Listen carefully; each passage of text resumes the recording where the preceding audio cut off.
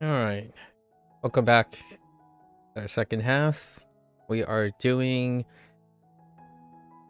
our ninth prompt, which in 50 minutes ish, going to be October 9th. Tomorrow we are going to skip a day, right? It's one of my lesson days for language learning, as well as we have the Phantom X update. So we're gonna try to compensate for that by doing tomorrow's prompt. Tomorrow's prompt is, or in 15 minutes, is heavy. And yeah, I'm gonna do some basics.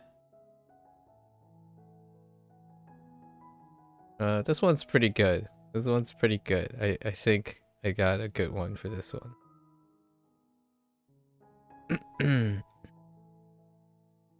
So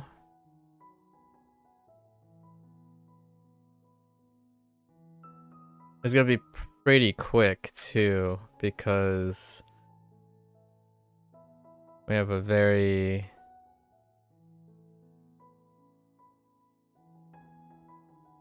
very large subject.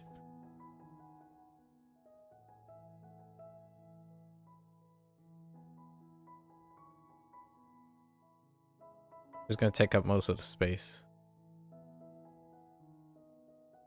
I don't know if I'm going to do any detail work on this.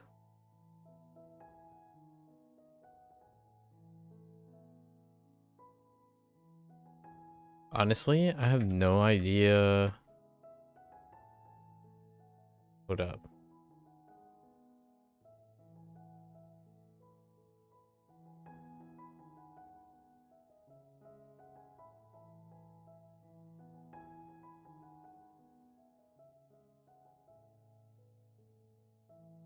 Oh, heck no. uh, Interesting. All right. I have to look at some references. Okay.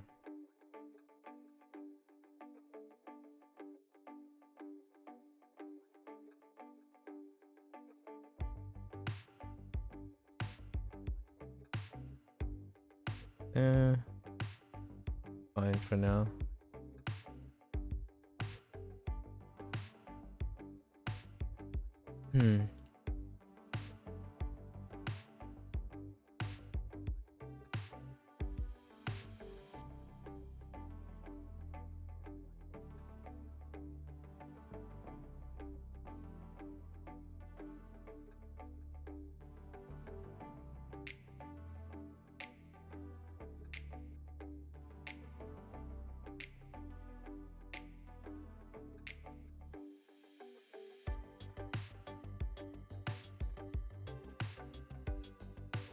I could just do half.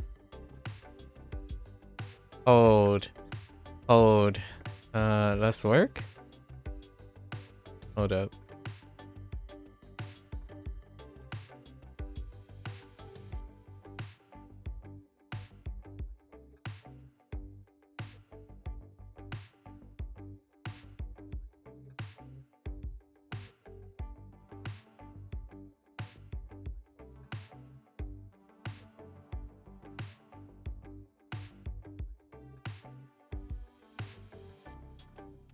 Let's work. Oh,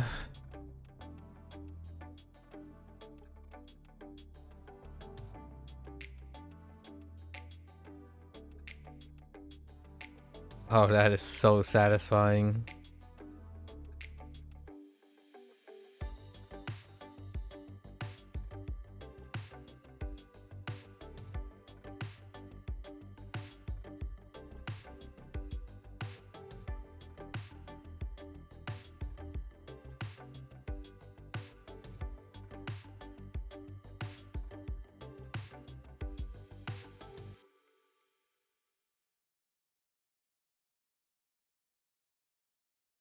Hmm.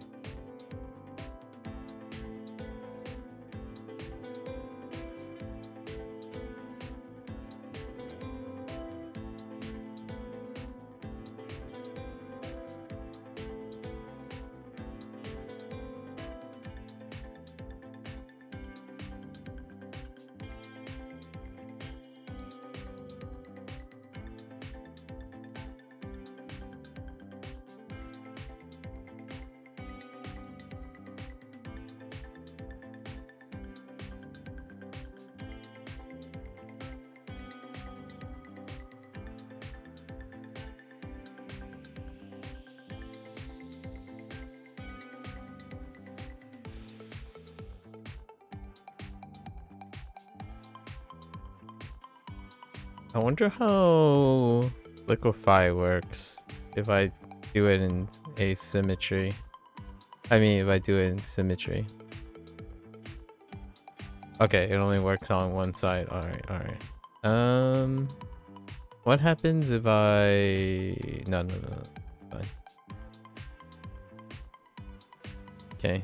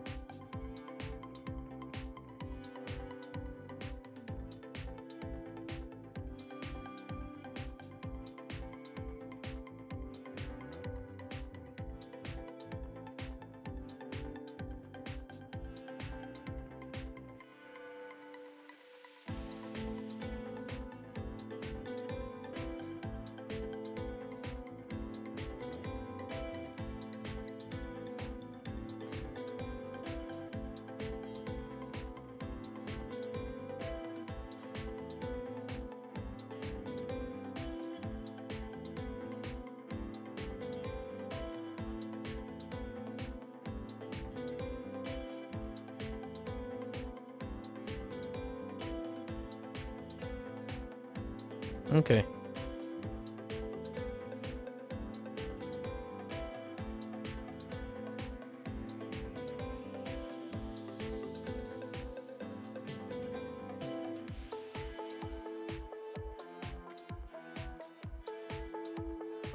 Hold on.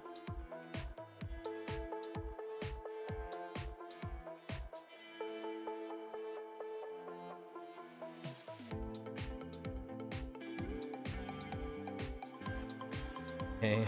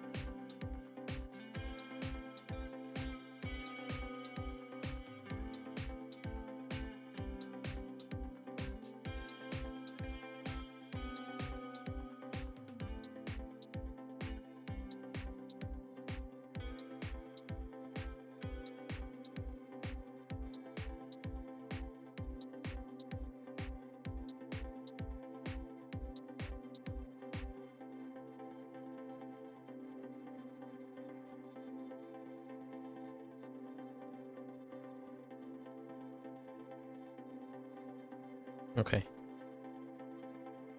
Oh, pretty good. Let's do a good pass. We're not doing too much here, right?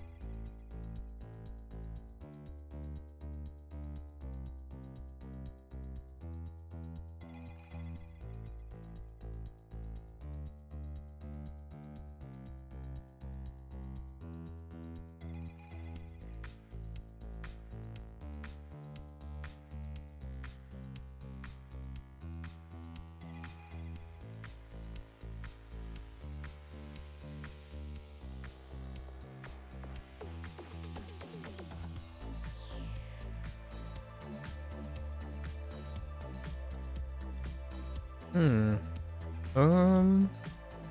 Actually, maybe we'll make.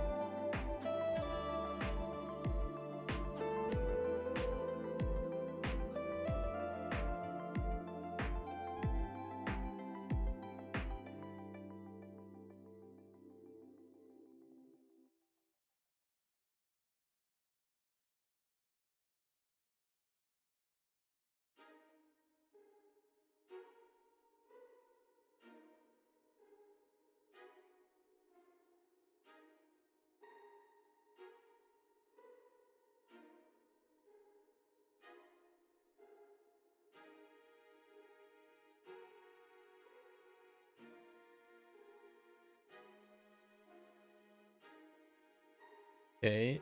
Ugh.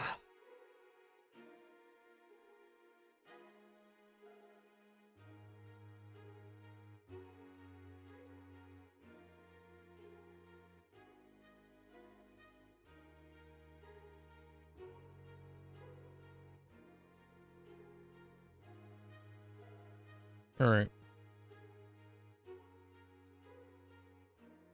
So, let's do.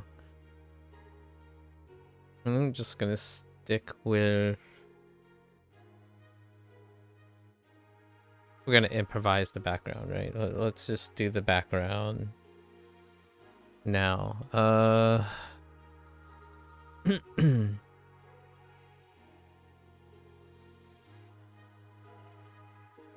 Okay.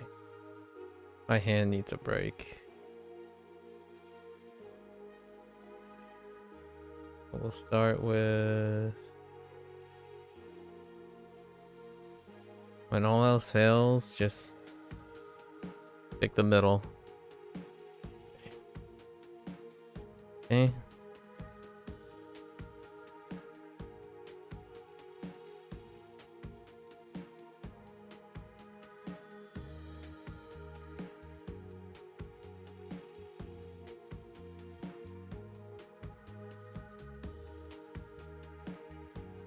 I'm not gonna draw. Maybe we'll trace some of. Maybe we'll do this and then.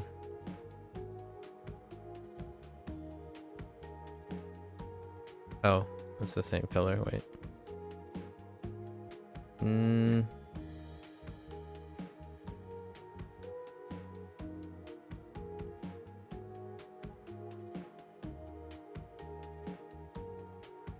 Or I do it myself.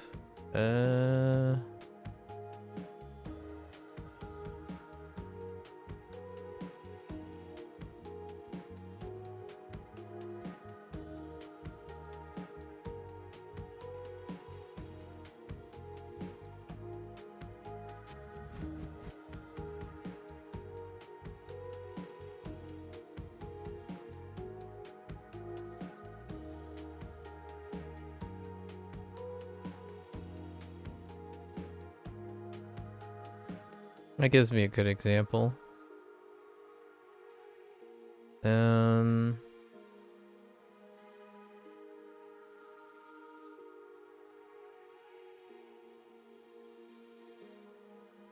think I can do it myself in the foreground.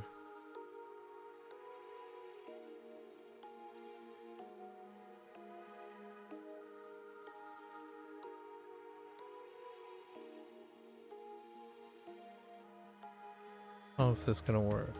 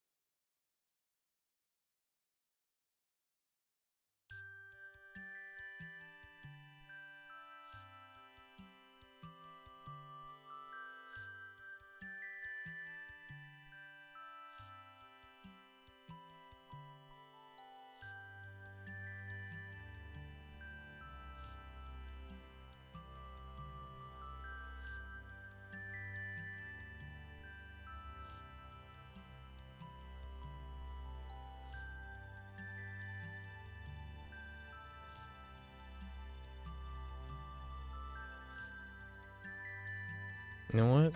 Actually the other way around, huh? So if I wanted to do, like, say...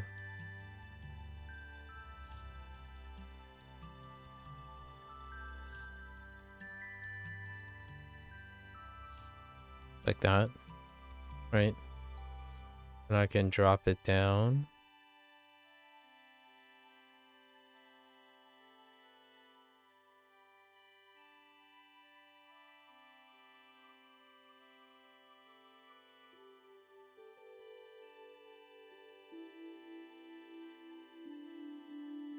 Drop it down some more.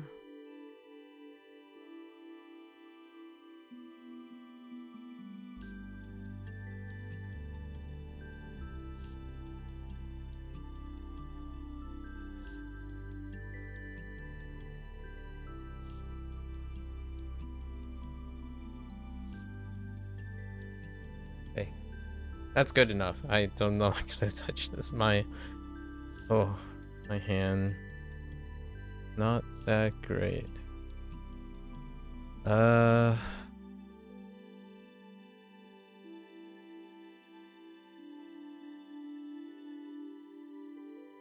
technically I could. No. Let's not do that. Okay.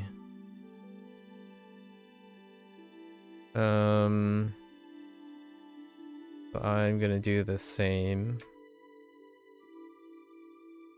What? Oh no, I screwed up again. Ah, alright. Let's try this again.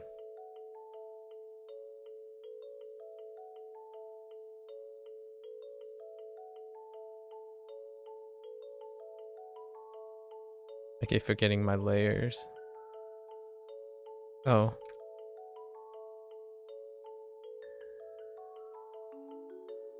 Okay. It's fine. We have plenty of time to experiment now.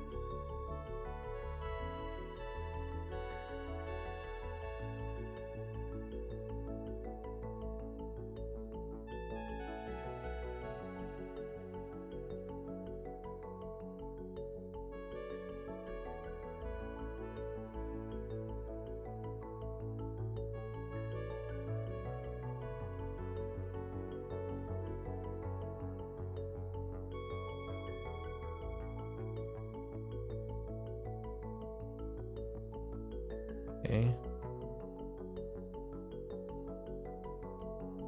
Alright, let's try this again.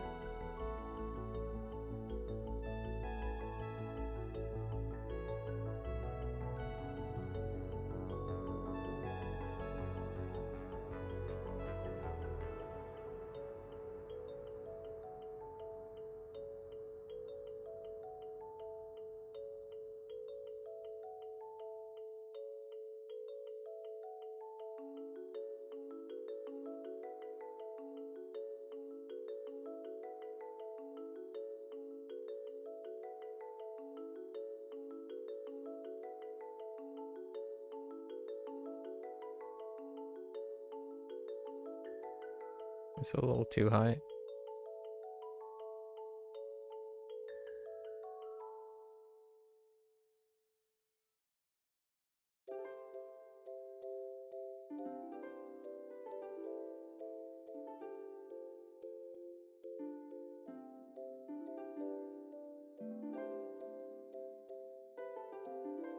Spacing is not ideal.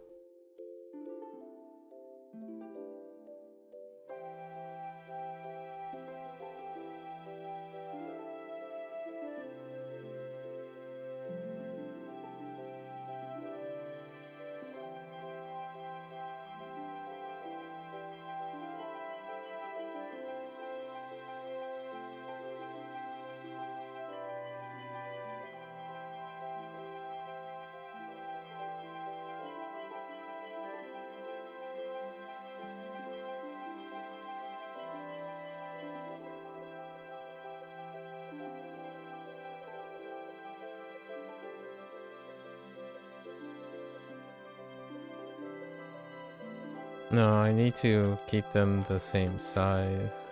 So smaller. Smaller, smaller, smaller. Let's go smaller.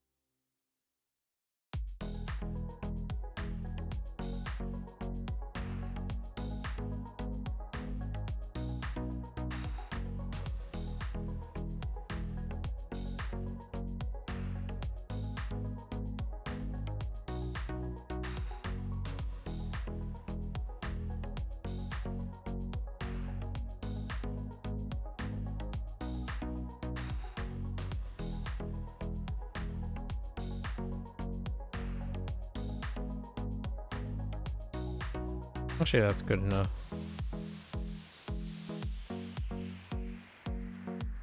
Sufficient.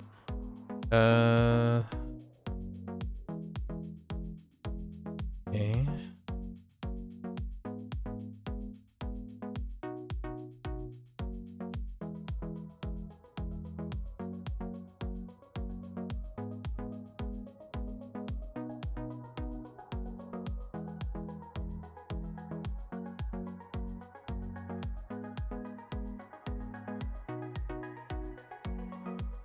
Honestly, doing the reverse is probably...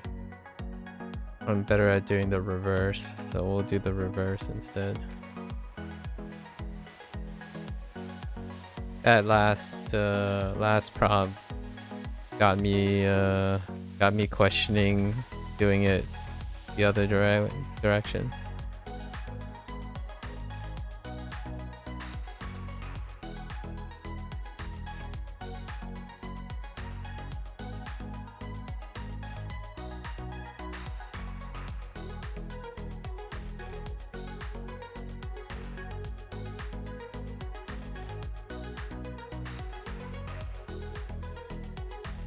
I'm deliberately like moving my hand a little bit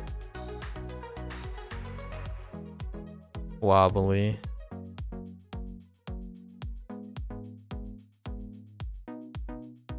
As long as it keeps going in the other direction. Going towards the direction that I want. And we have to make sure it gets smaller as I'm going up. Which I kind of failed to do last time.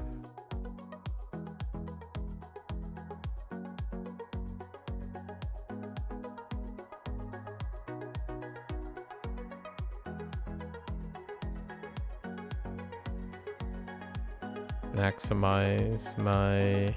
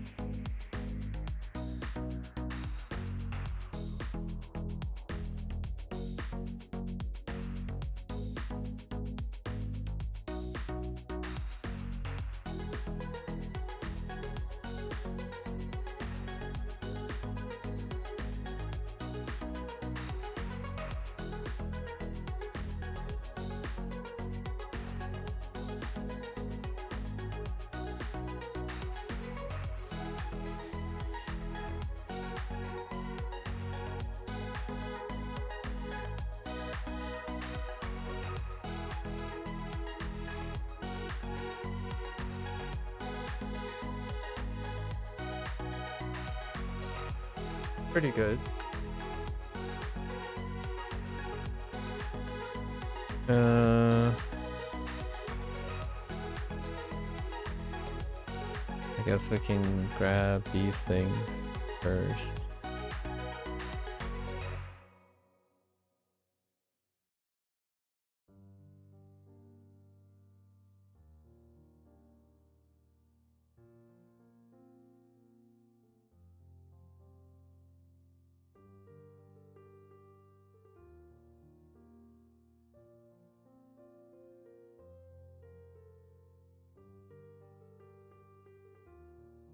I think doing like a grayish green is kinda nice. Yeah, yeah. Maybe not.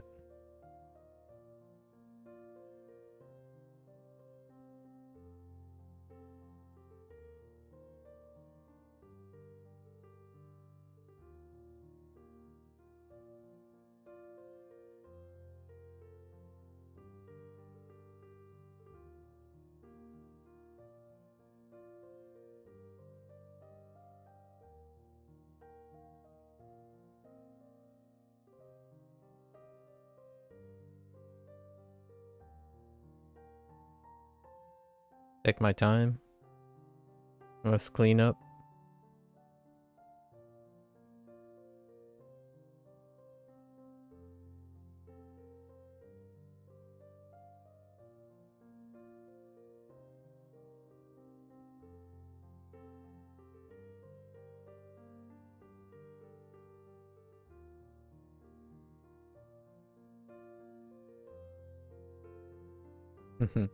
It's a lot of fun to deliberately do like wobbly lines, but in a very deliberate way.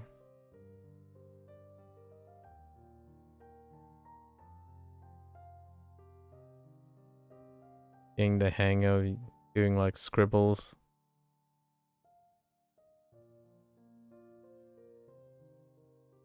Definitely not useful when it comes to other things like animation and whatnot. But this is fun to do, in my opinion, for just static pieces. Kind of save a lot of time. I don't go back and add things.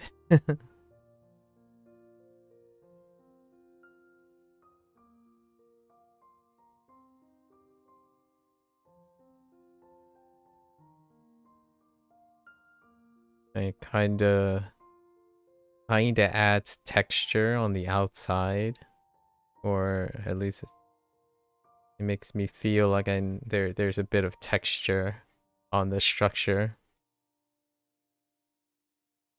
I don't have full control over how hard though, like the line thickness.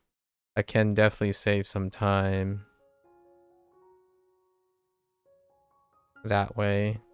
I can control how heavy my lines are, because you can see that some of these are heavier lines and like lighter lines. I could probably do something about that.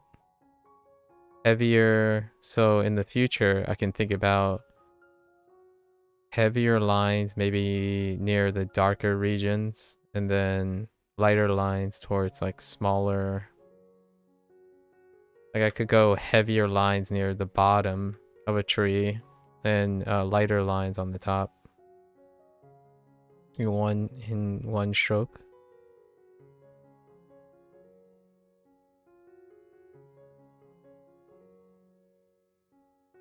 For the most part, I kinda already did that to some extent, except for this one. I'm pretty sure this is where I lift my hand and try to continue, and it was a lot heavier. This part was a struggle. I was trying to get something smaller than this branch. They look a lot better than my last one. My last ones, I don't even want to look at them. Okay.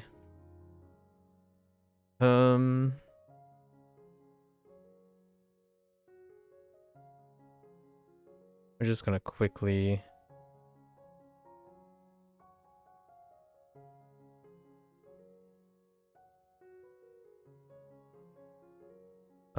Simple is good, right? Simple is good.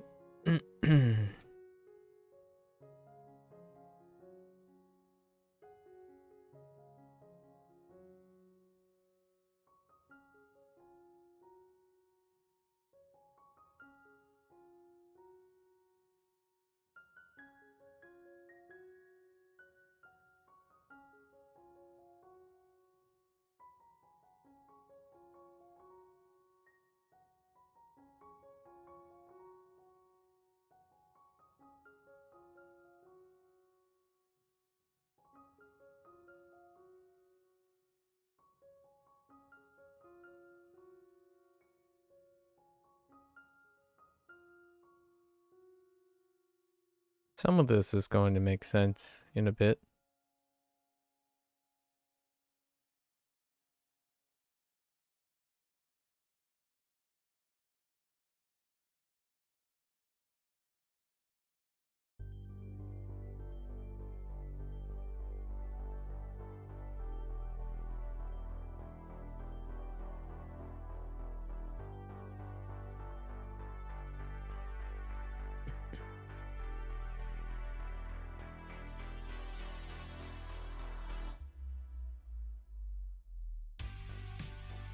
I'm using this because it has texture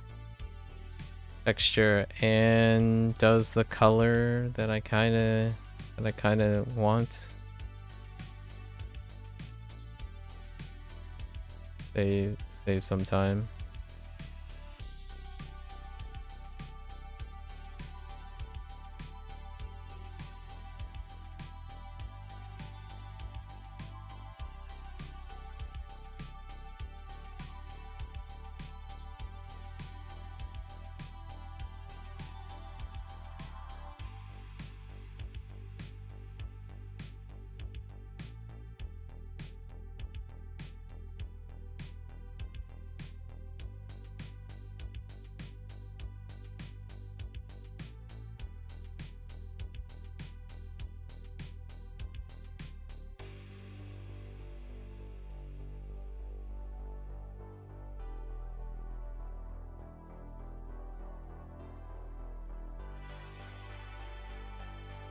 I don't know how dark I'm gonna get here.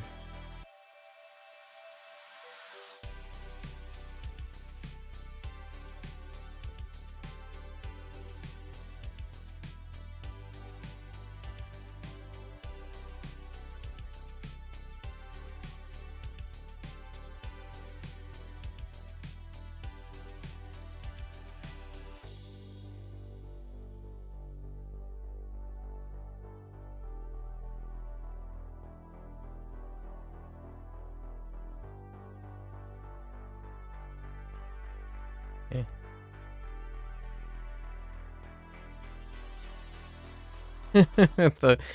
The things that aren't hand done is less interesting to look at. Although I do have to admit I'm getting a little bit better at the whole tree thing. All right, back to printing. Back to saving some time. Staring at these a couple times over, helping out quite a bit. All right. High def trunks. Okay. How do I do this? So I kind of want to go.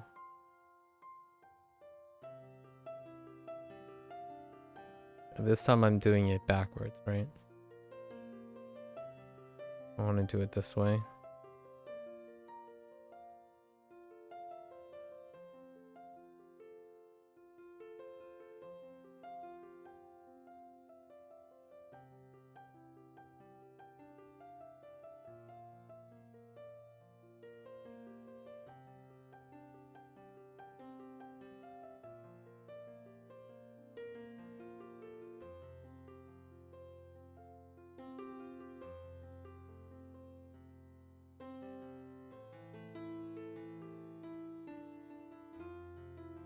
Okay.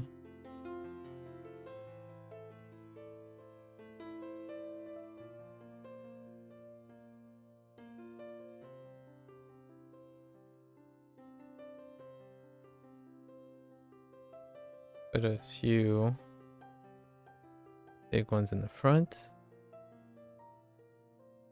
Okay.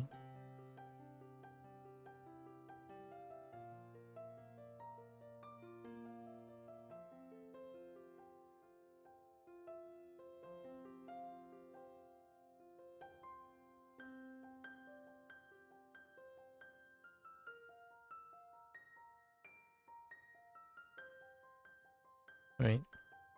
And we can put, oops. Okay.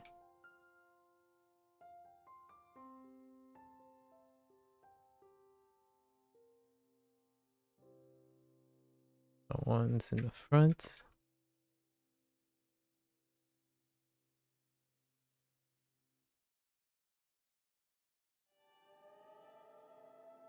And then maybe you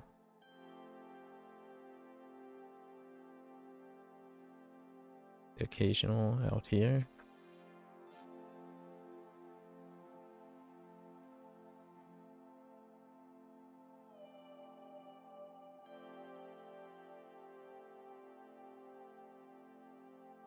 Okay.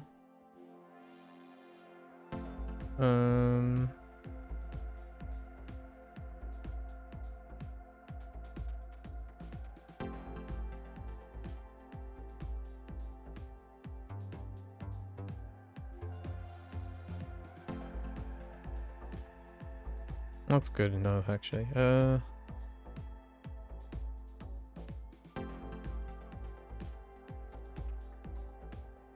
Okay. It's gonna be kind of mixed up in a bit. So now I need this. Need this. This. This. What is this? I have no idea what that is.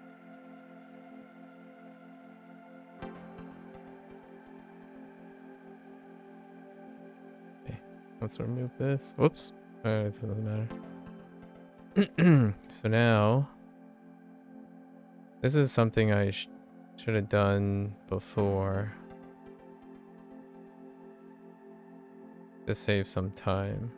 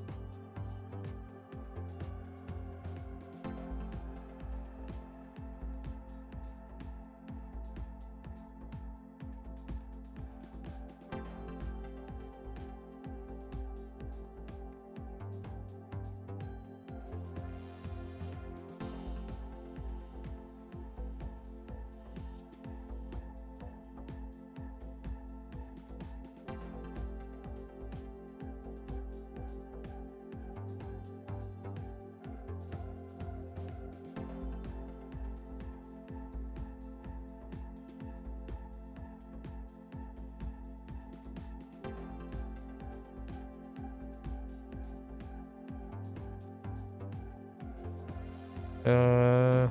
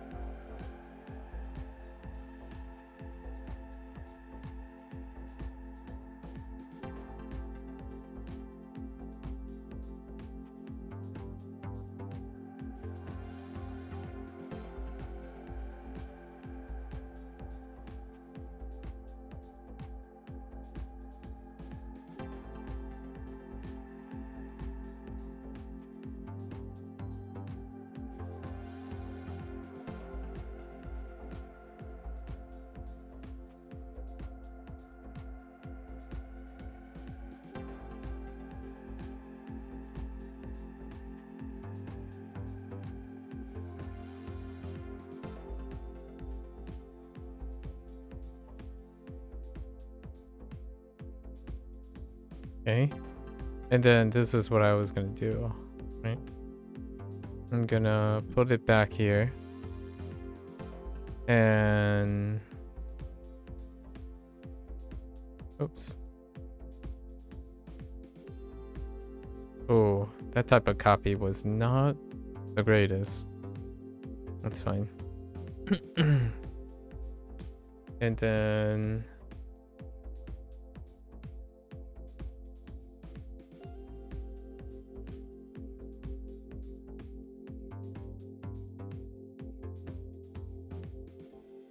I'm just gonna do this.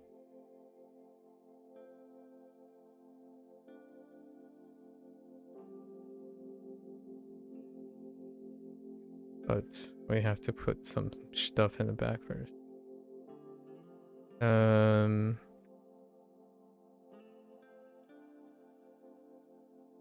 Okay.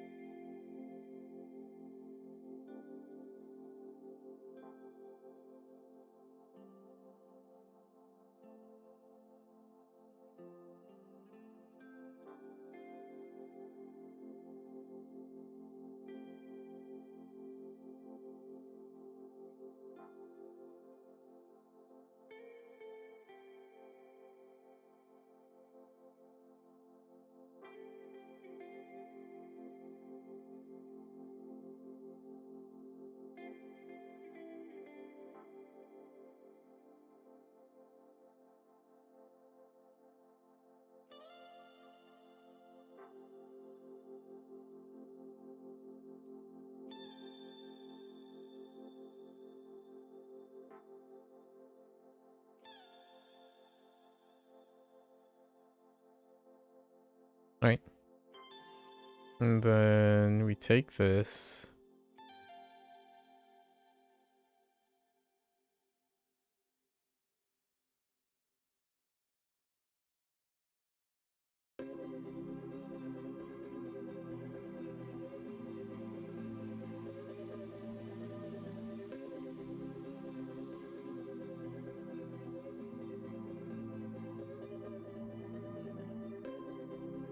Maybe not white.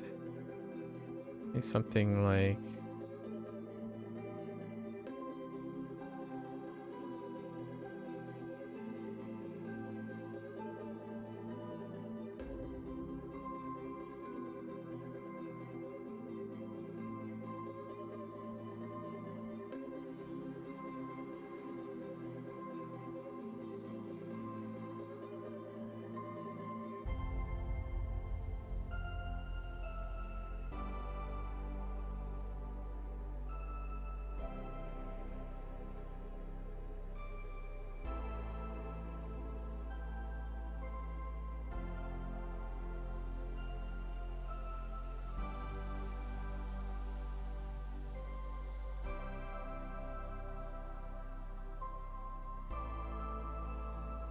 I need more leaves.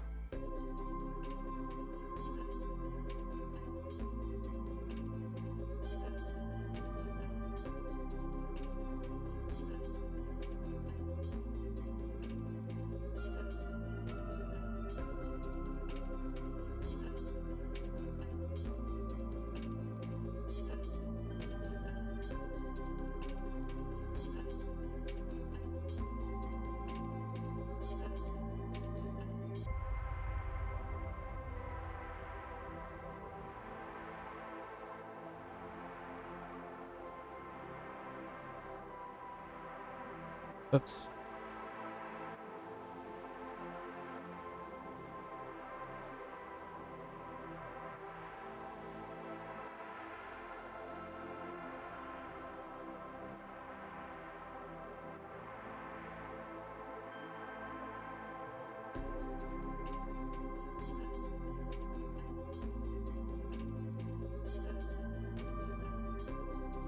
Okay. And we're gonna cover that in a bit.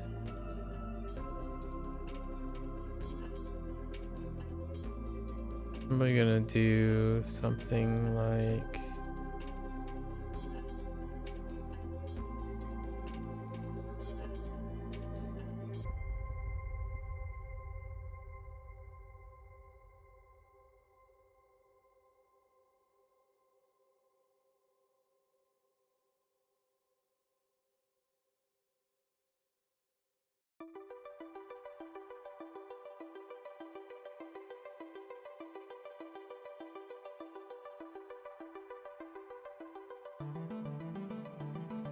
actually, maybe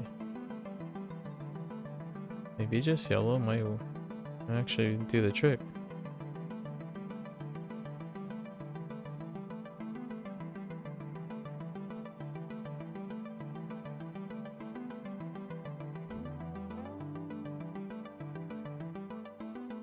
Yeah.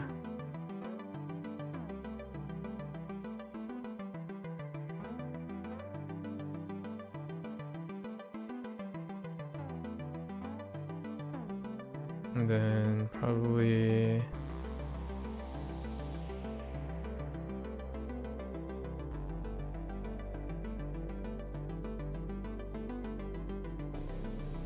Yeah, yellow is good.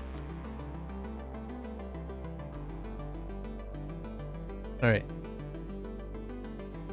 Oh, 20. Backgrounds are cool. Okay. We'll do the foreground as well. And we're just gonna do a really high effort, like a high effort, I don't know.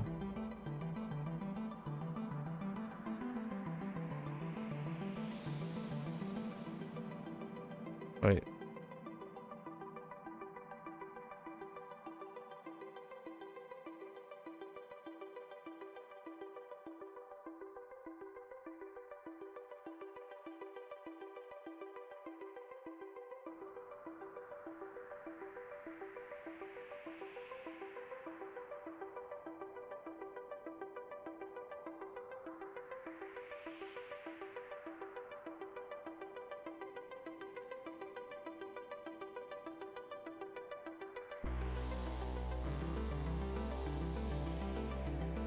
Hmm.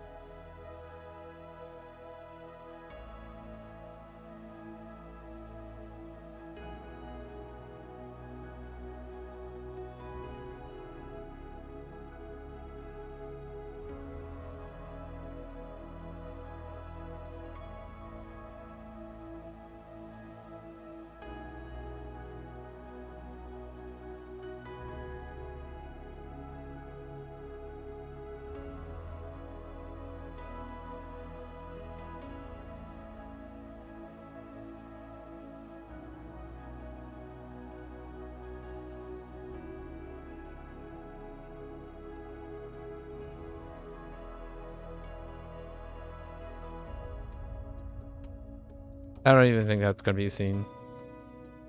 It's fine. This is good enough.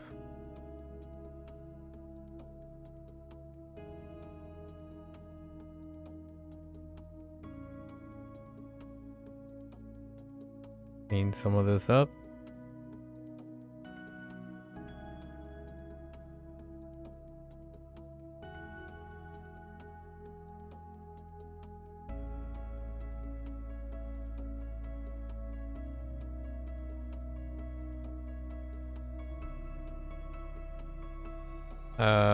I guess we're just gonna fill this in best we can.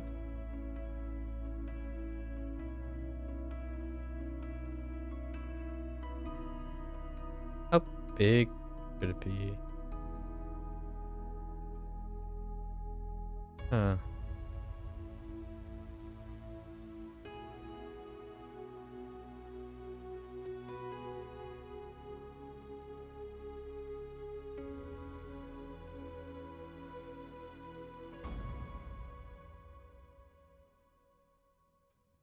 Pretty good.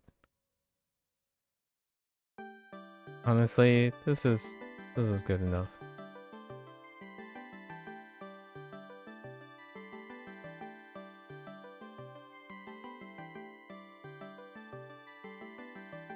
Yeah, yeah, it's good enough.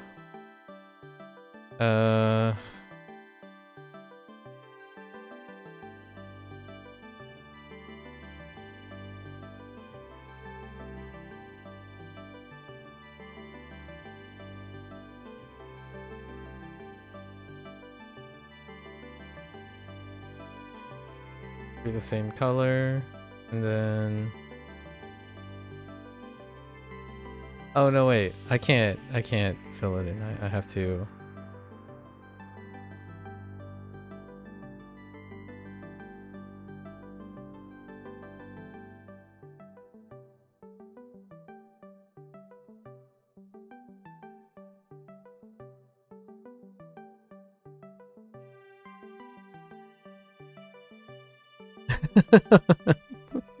Whoops.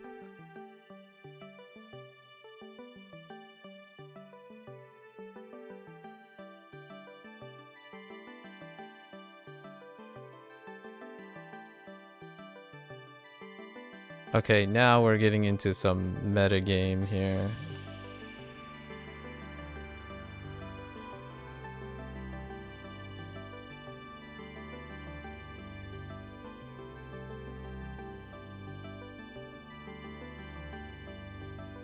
Oh, you know what? That's a... Oh, okay. Yeah, this is good. I will...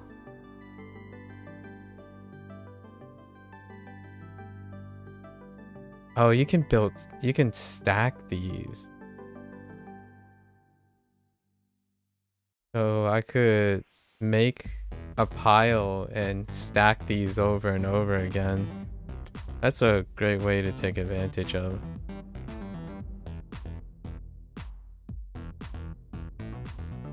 So now I can stack these and create another dimension.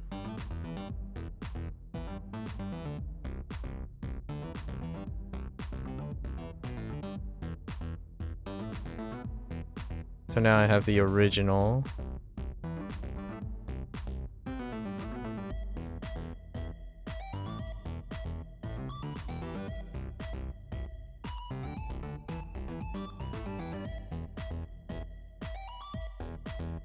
Right?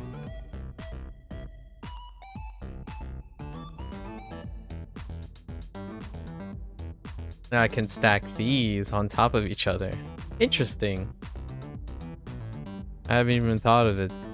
I thought of doing it this way.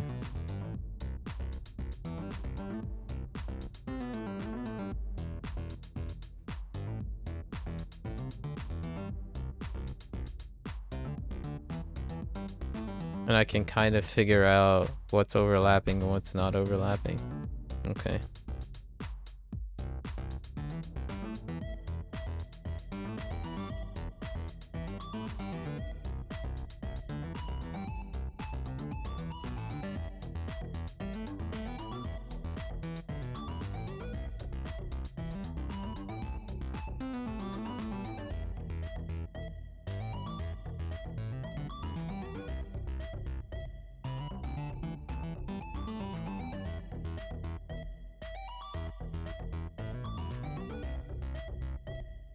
That's not too bad. Actually works out pretty well. Alright, then I need to okay. Actually I probably don't even need to have to erase too many of these things, because I would probably then render over it. Or I would probably end up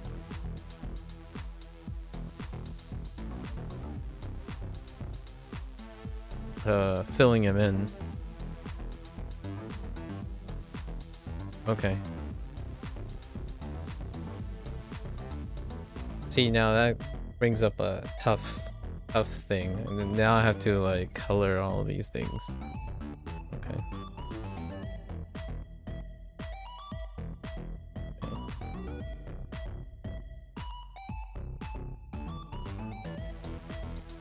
I'm trying. Exploring.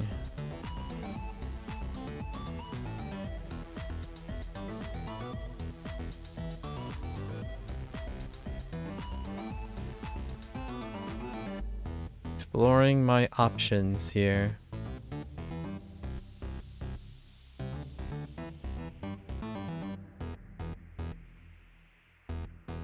Okay. Still got stuff to do. What's the rest gonna be? Guess we can.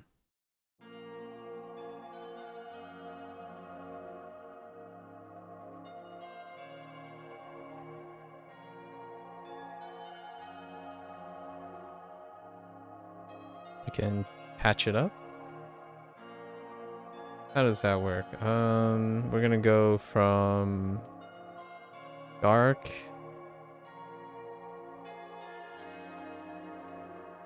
Right. Big.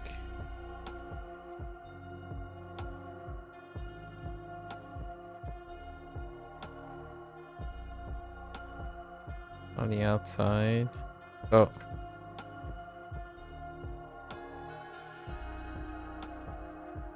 Close up. And then medium.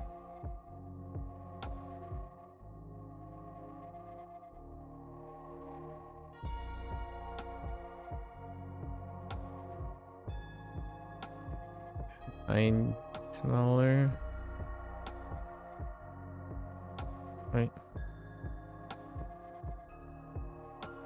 Now we go lighter.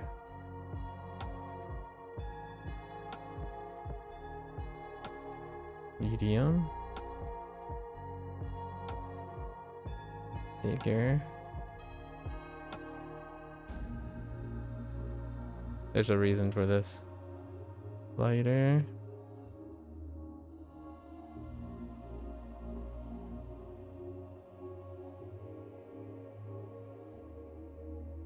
Medium size.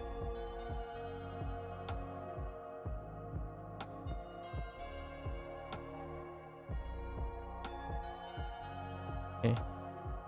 And then I do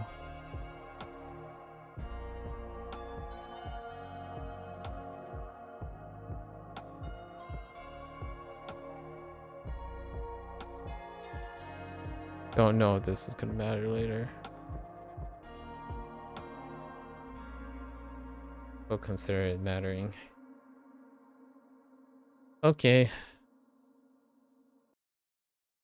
Plenty of time. Alright, now we gotta do these things.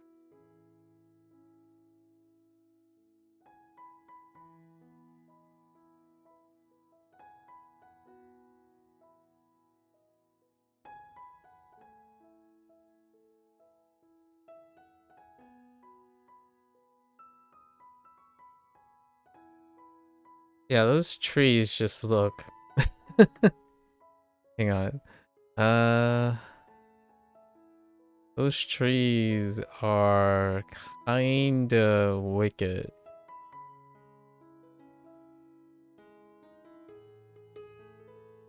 What happens if I...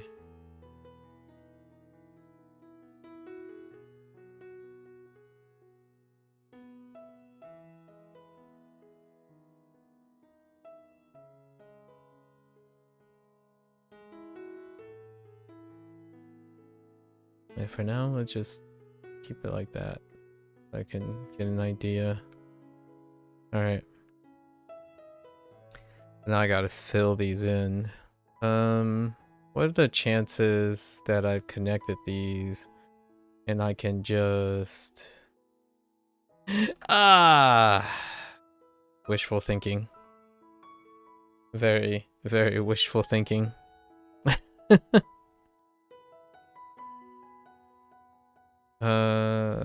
Oh, wait. No, I can't. I have to fill these in first. Dang. Oh, wait. But, hold up.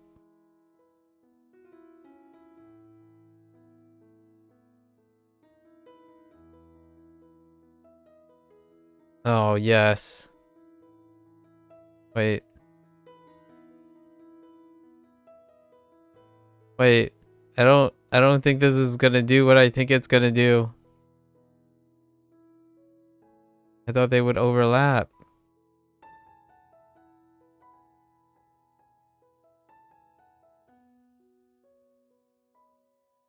I'm actually kind of curious.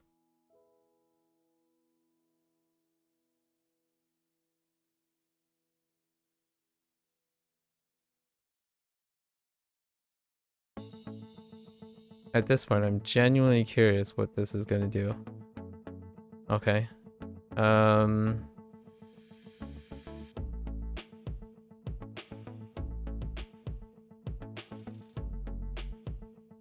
Might as well start at the darkest point. Oh, we want to go probably here.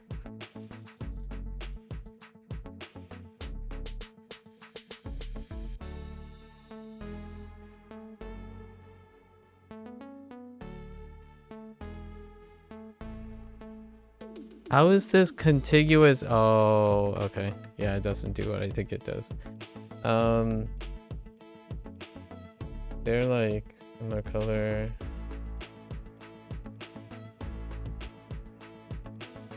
Okay, hold up.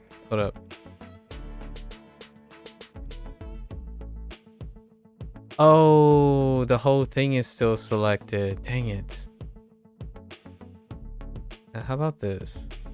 What if I... Right? What if I...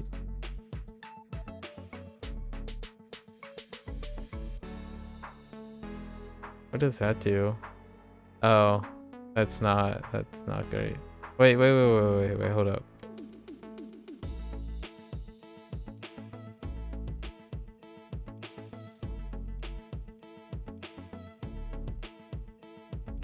Oh my gosh. Hold, this is amazing.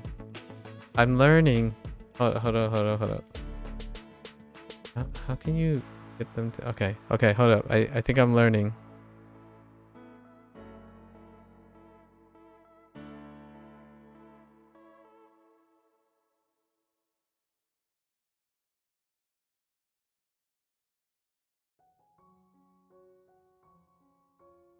Son of a bee sting.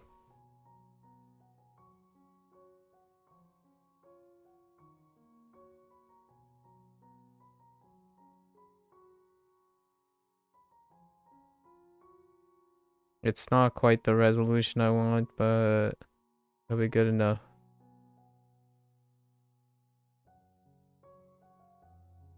This is honestly probably faster. Do it by hand. Okay, never mind. Just kidding. Alright.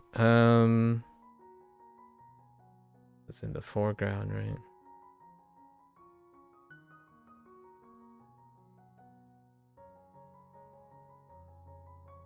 It's fine. I can't think of a clever way, so let's just fill them in. Oh, no selection. Next time. All my layers are nicely sorted this time around.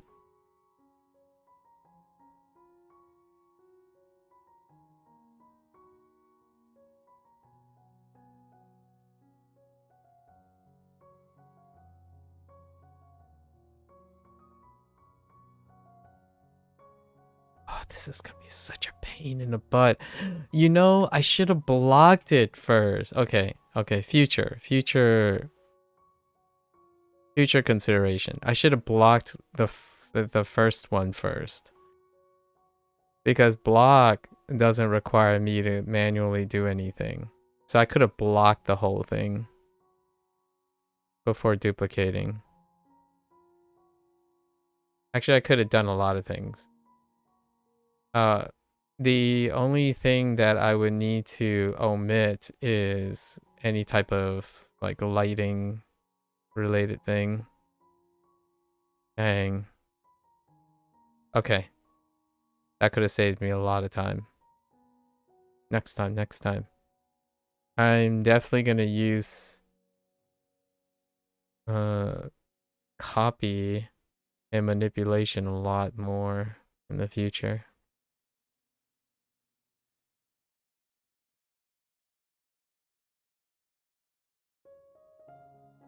I guess this way I can kind of see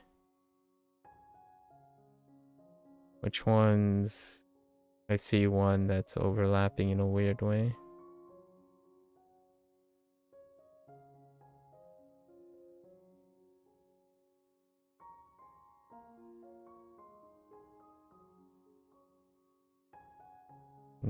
Okay. Just need to block these. Block them pretty well, and then I won't have to worry about what I'm gonna do next. I have to do this part as well as I can. Whoops. As best as I can. Save me a lot of time too.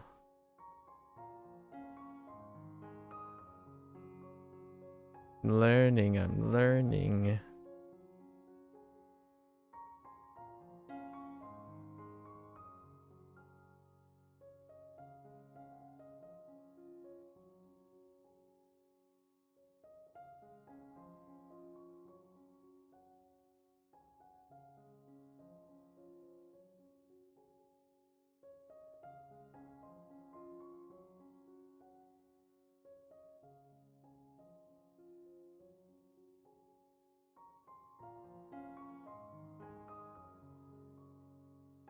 Pretty therapeutic though.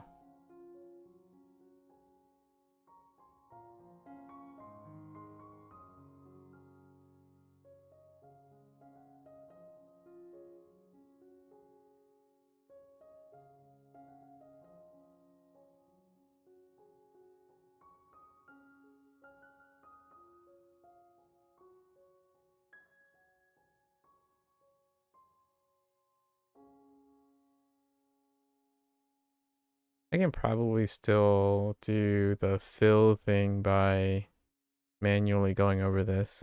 So let's complete this first and do that. Save a couple of seconds.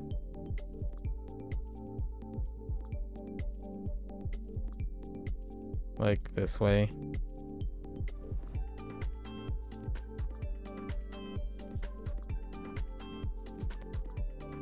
Also, my tablet kind of does that every once in a while. Either my tablet or the software. Pretty sure it's my tablet. What is the shortcut for the bucket? F. Okay. So what? I'm hitting F and B. Okay. All right. So let's use our brain.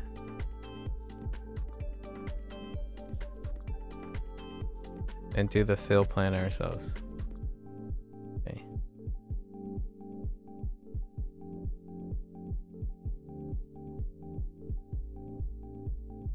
Steady hands. Practice our steady hand.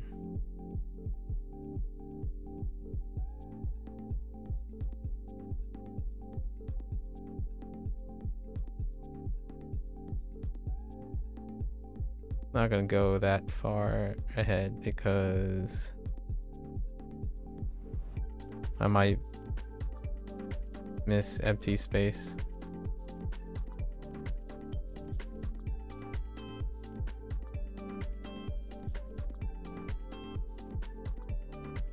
this section though.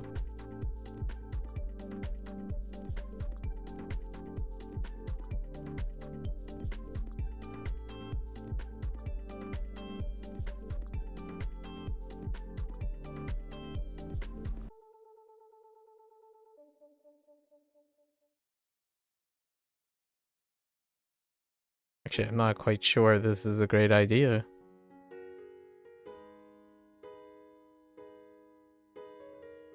Nah, this isn't that much faster, honestly. Nah, it's not that much faster. Too many lines.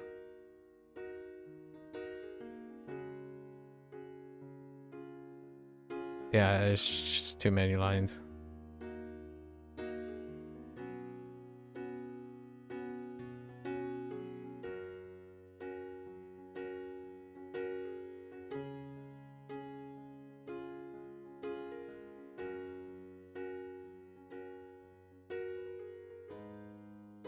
Well, let's see. I think I've connected most of it. No. There's just too many lines. Bigger brush. Paint it over. Render it over.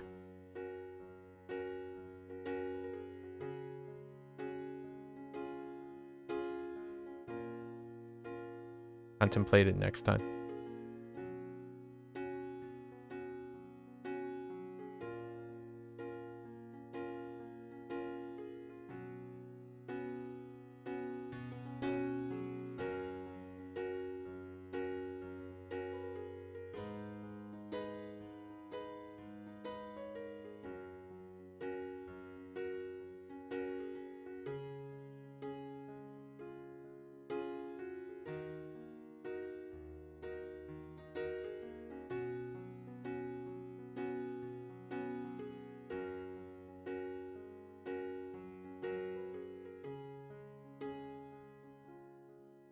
We're almost there.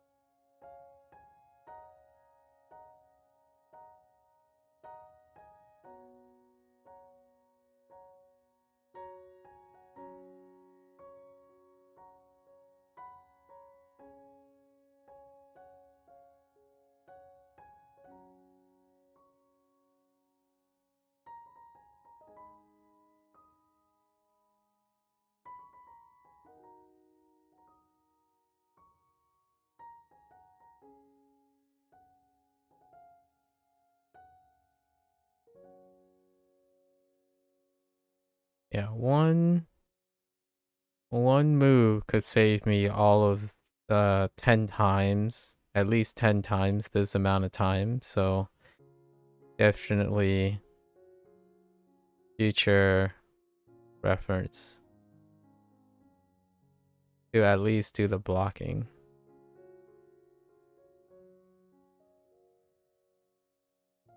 Or at least a color block.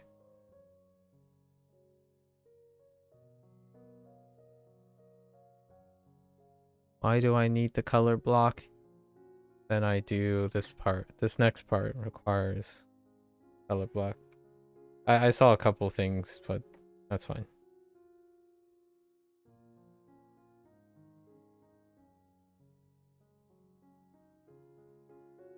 All right. So,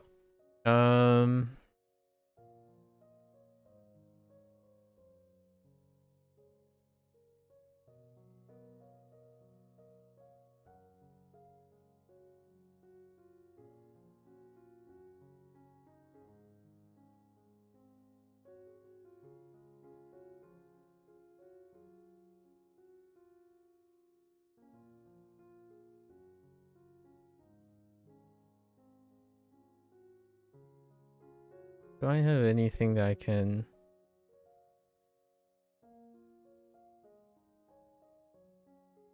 Do I have any convenient things that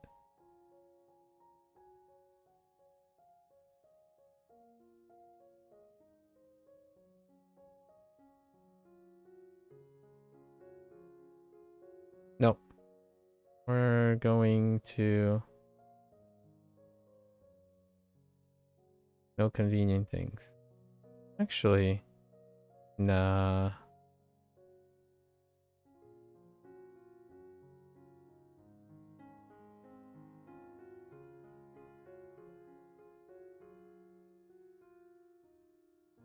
You know, that's not that bad. We'll do that. Okay. So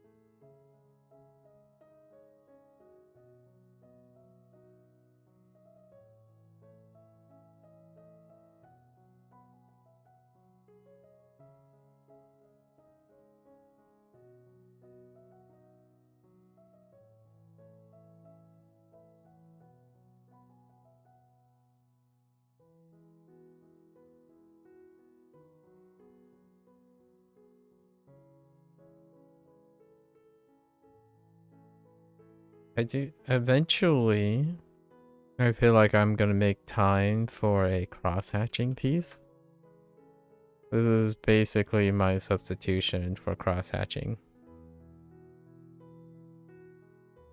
which I'm so tempted to do for the subjects, but I'm not going to. It's gonna take too long. One of these days.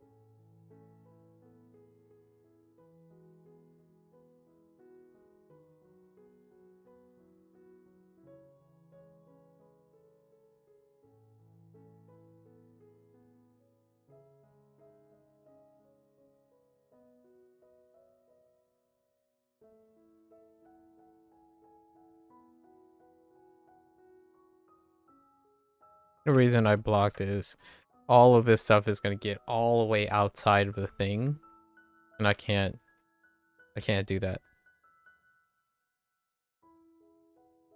What the blue? What happened there? What the? Okay.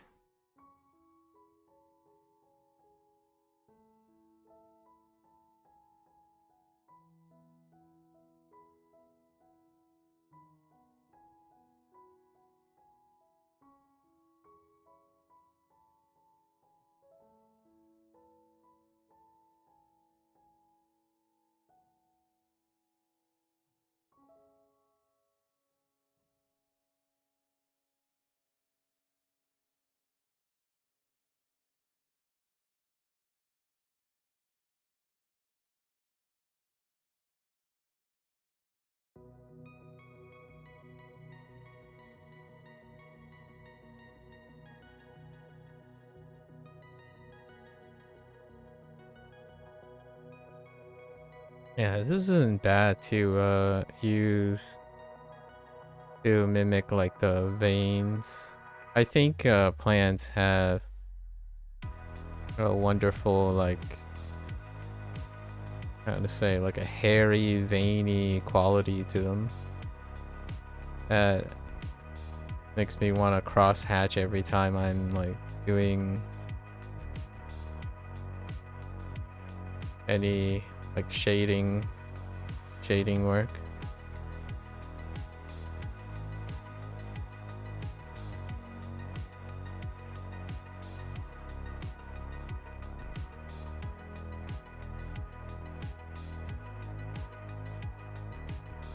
Basically, the light source is coming from the top.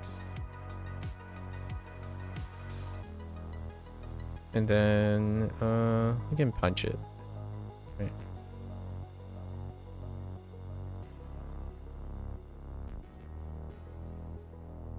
It's on one side.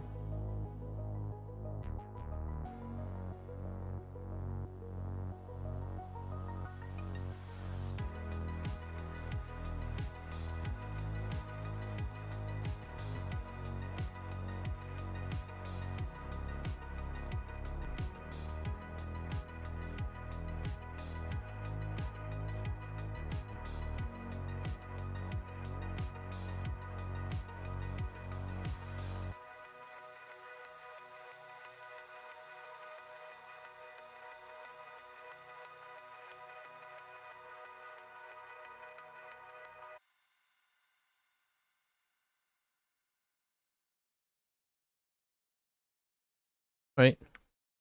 Now they're just like really high def, just like the trunks. It's okay. It's okay. We'll make do. I spent way too much time having fun with this. Now we got to do our subjects. Let's go and do our subjects.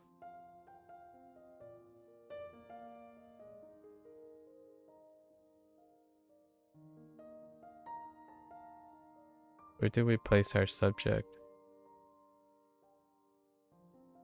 Hopefully in the right place. Yes. Okay, we did. Okay. Alright. Our subjects are very unnaturally colored, so or not. It's gonna complement the colors we have here. Alright.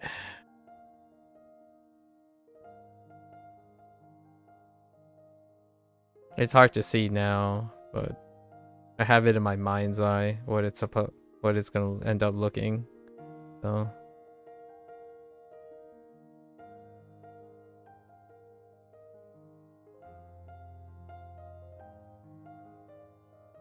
especially our large subject, he has good complementary colors.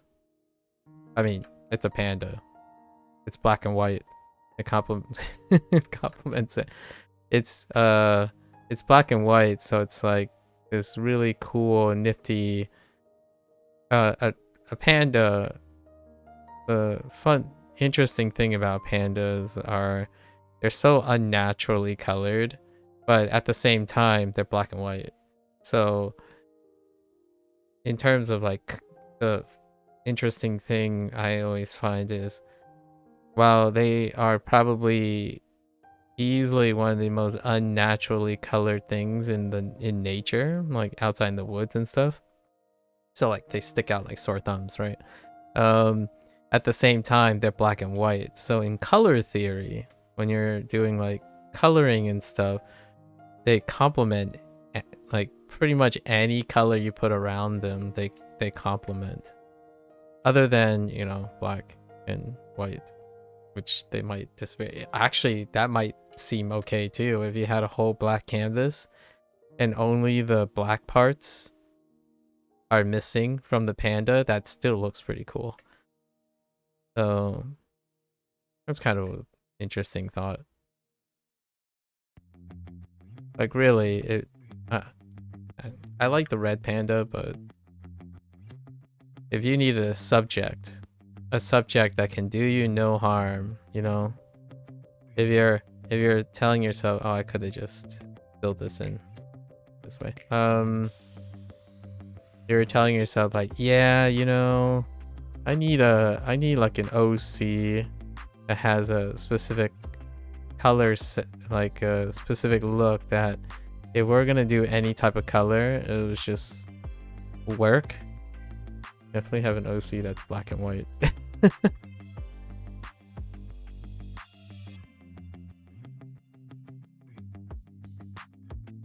Goes with everything. Alright. Obviously, you can make most colors work if you're using like different hues and intensities and whatnot. Why is this in front? Where is this coming from?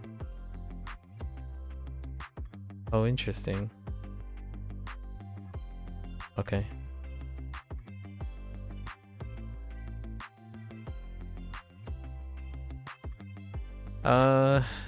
I should do the normal thing, like most normal peeps.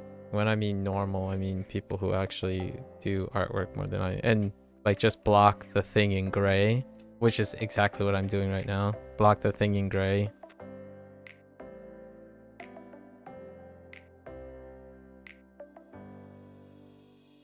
And then work up from gray. Okay.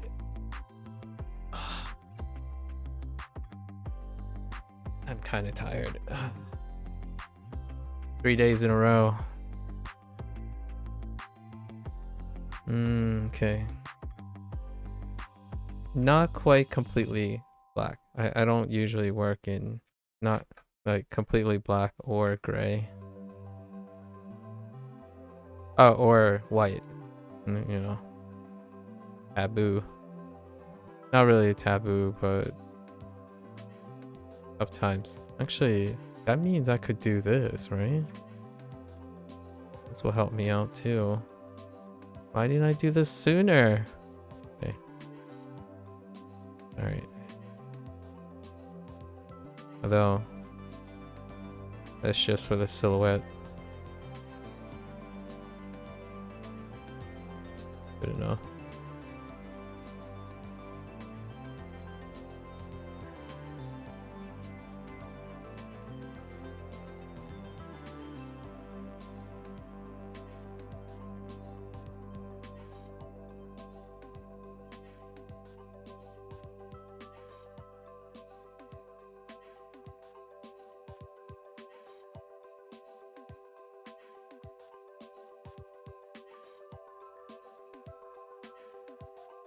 This part's the good part. It's like the finish line.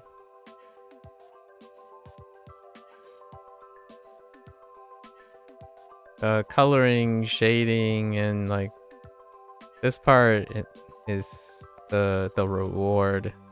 I find my line art is where everything like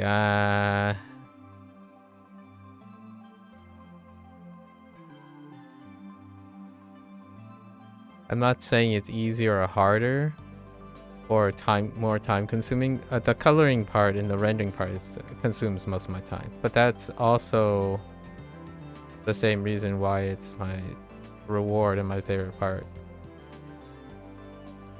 Because that's the part where I experiment the most. This part.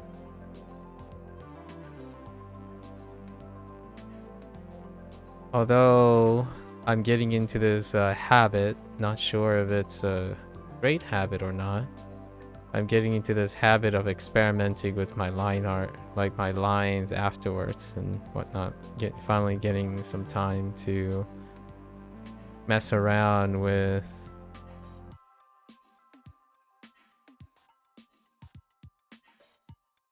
adding like details, line art details.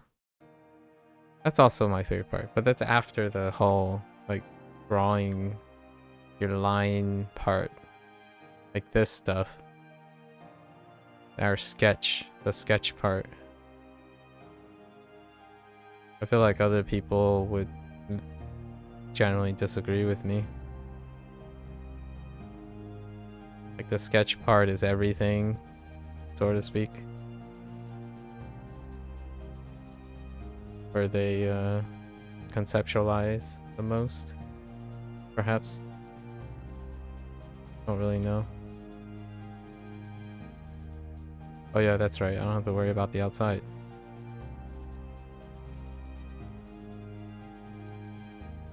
Finally using clipping and masking. Okay. Alright.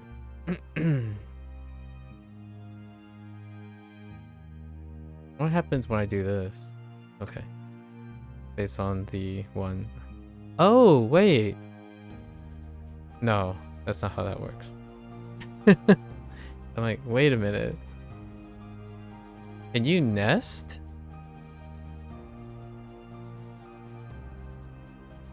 No. Okay.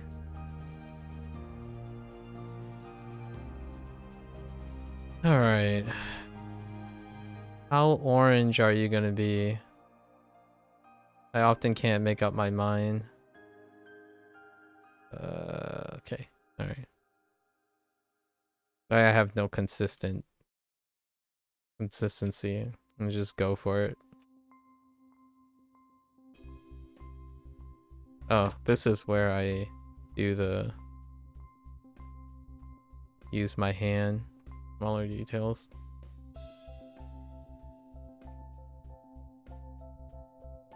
Smaller wrist movements are my jam. Maybe it's because almost my kanji writing and Hanzi writing are wrist movements as opposed to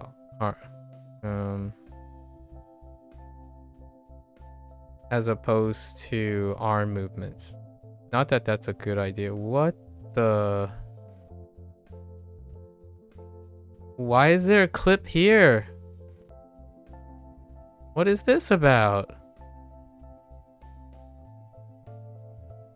What? Alright, fine. Something is considered a clip there. Huh. Weird.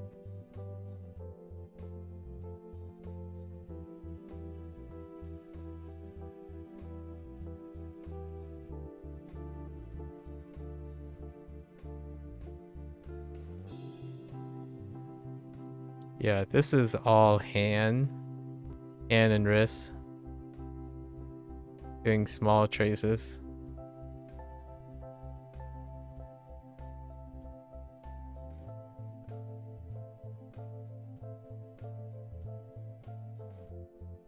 Oh, I guess that doesn't explain too much because my window on my monitor. So my tablet is capturing the full size of my monitor, and I have an ultra wide monitor, but my working window is a fraction of that. So most of the time my hand movements are relatively small. That's why I wear a glove, because any small tiny skid on the side of my hand causes stickiness, causes like the thing to completely miss its mark by a bunch.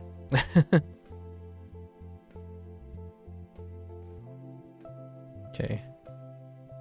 All right. Actually the white's fine. We shift to a brown. Gotten used to what colors I'm going with, or like relatively what hues. Relatively.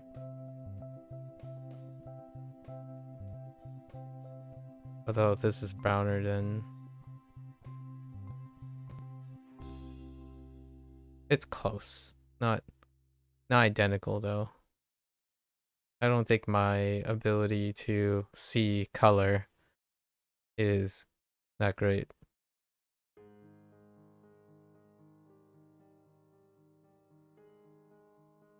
Keep forgetting to draw this part in. Or write myself, like make a line to remind myself.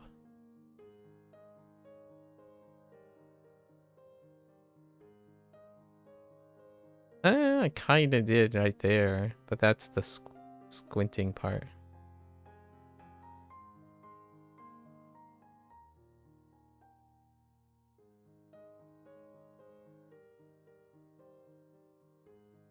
We'll use that as the guide.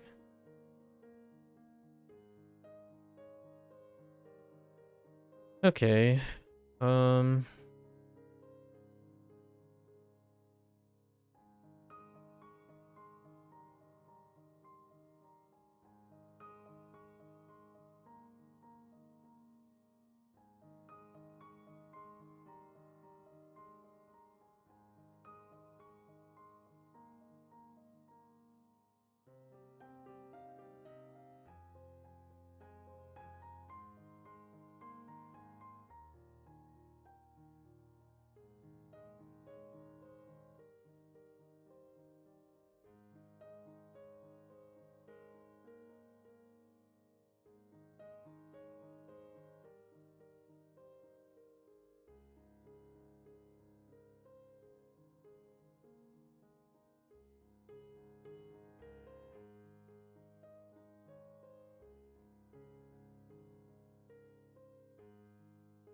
hmm.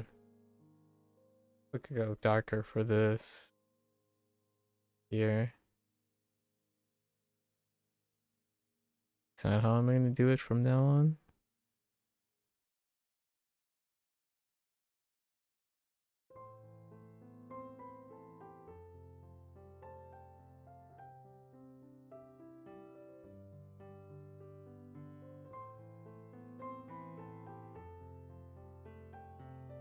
I haven't found a routine like, oh yeah, that's it. That's the color. That's what I want to maintain from now on. Haven't decided yet.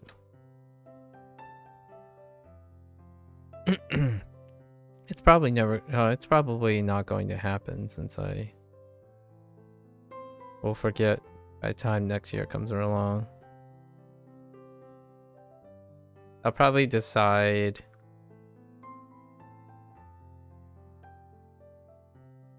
by the end of Inktober and then promptly forget it.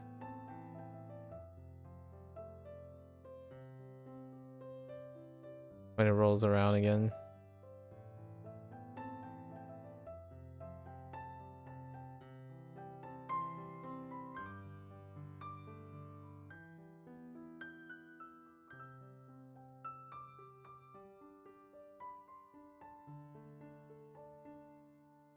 Okay.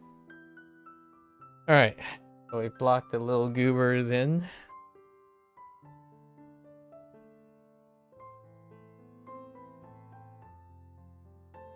Now the question is, what do I do? We could do something different instead of using the texture thing. I could just shadow it in. Shadow and then do hard edges and then soft edges.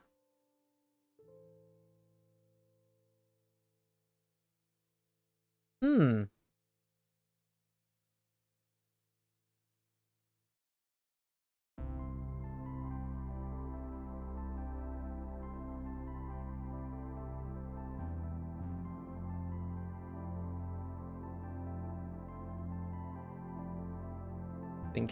Thinking. Maybe we just run simple. Very simple. So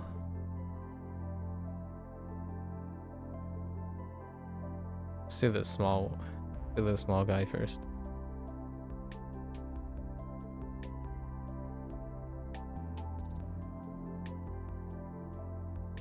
Oh, you know what? Let's use a marker. Let's do something different.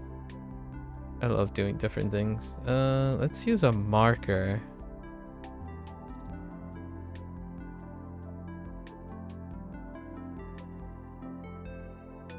And I want to experiment with an idea.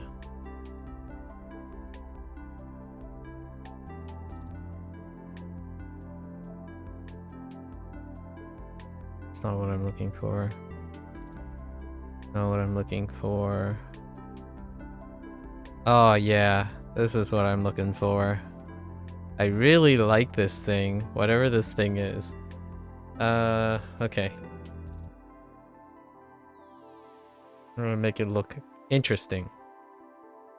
So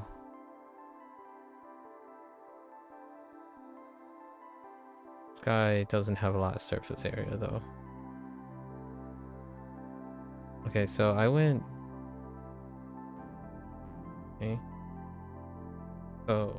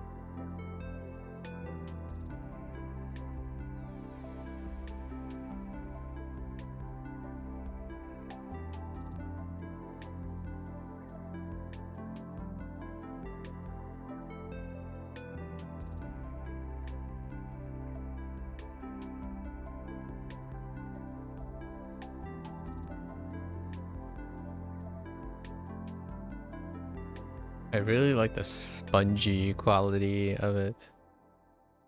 Okay.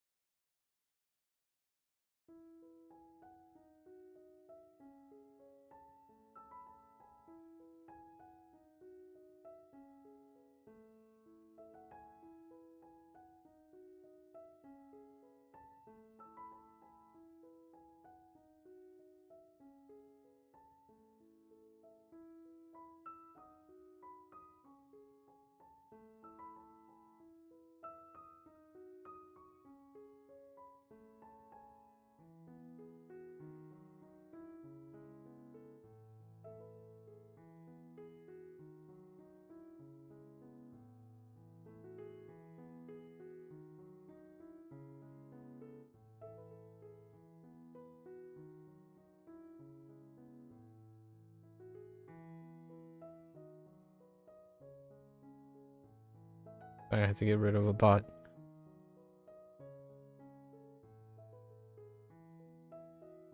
Okay.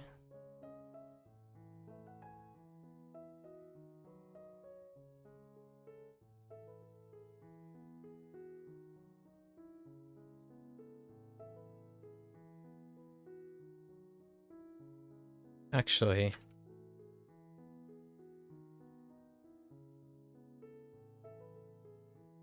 something like this.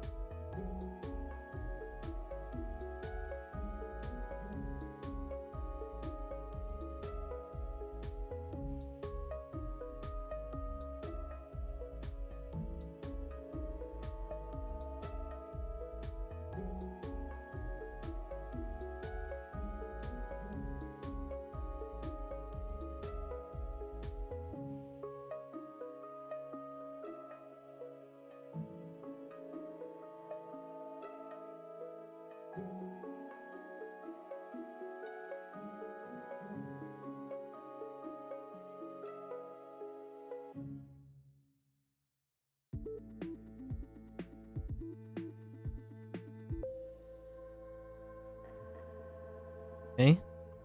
And then now let's see how this marker thing works. Very, very quickly on this.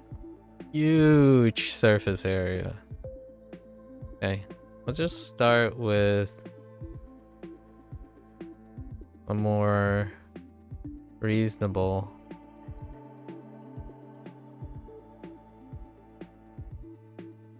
one.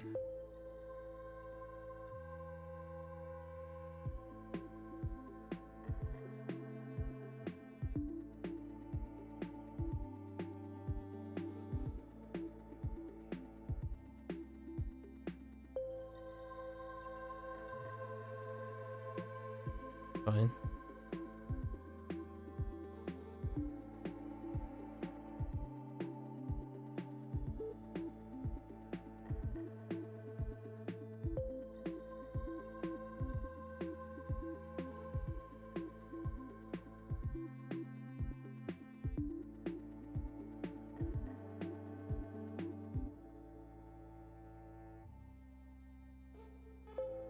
I don't like it.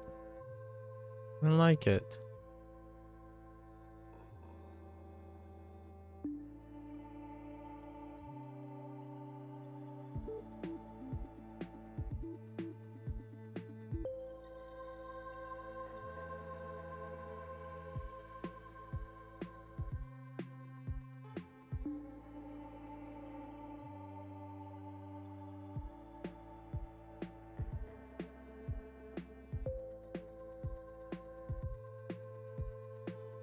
Has a very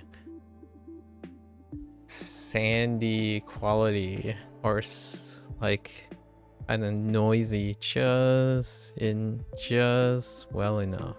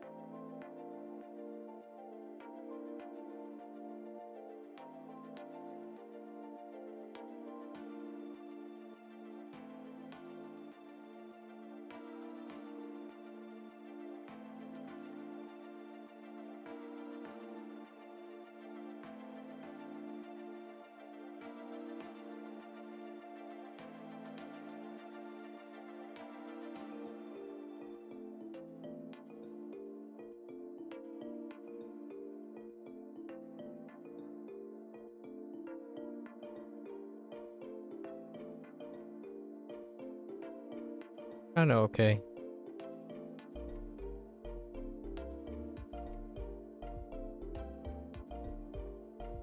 Oh boy.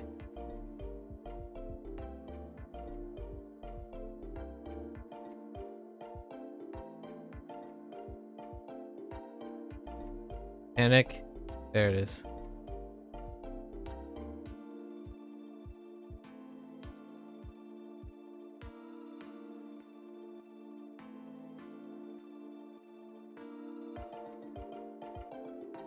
Do I want to blend them together? Nah.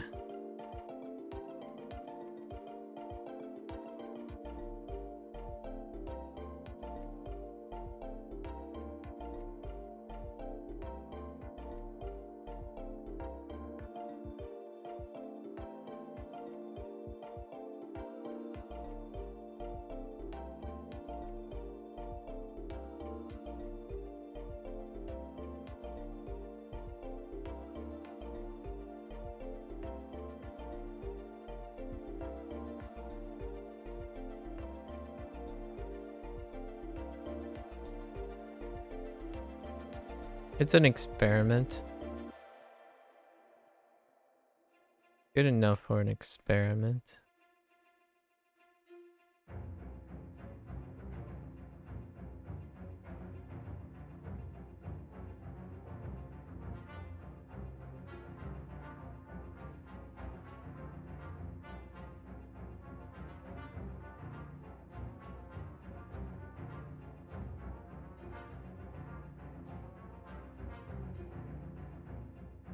Kinda dig it.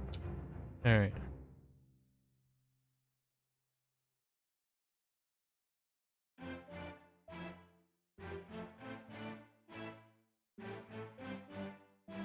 Maybe this using it proportional to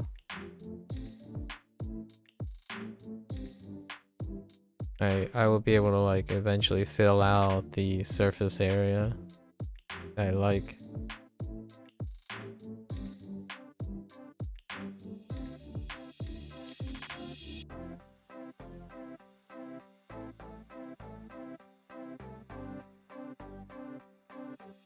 I do like that it's opaque.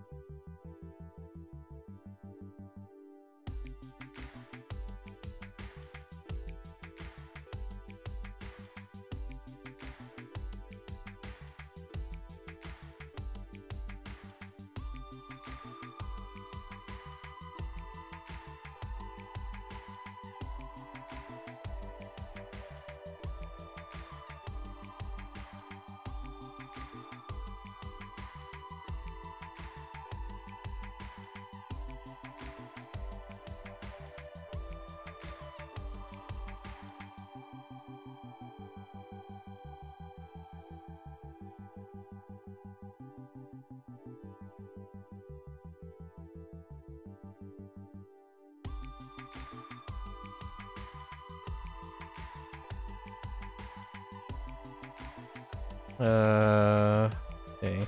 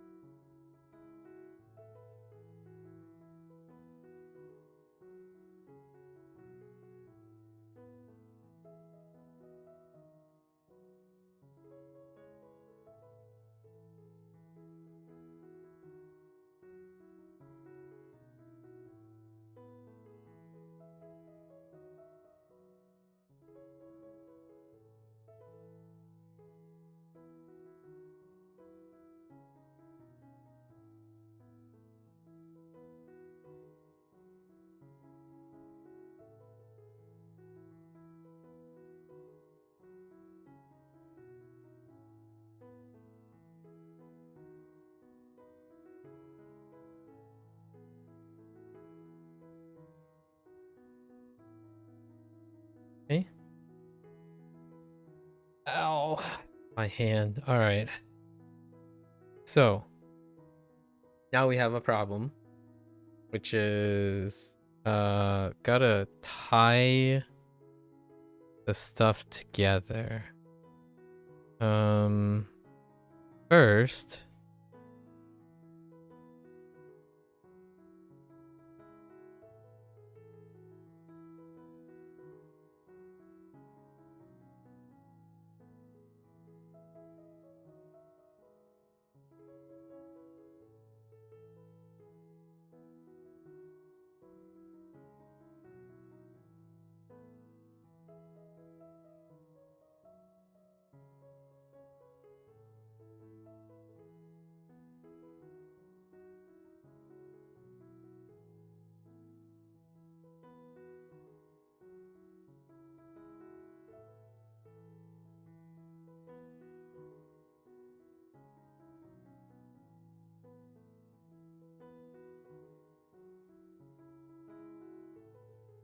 okay.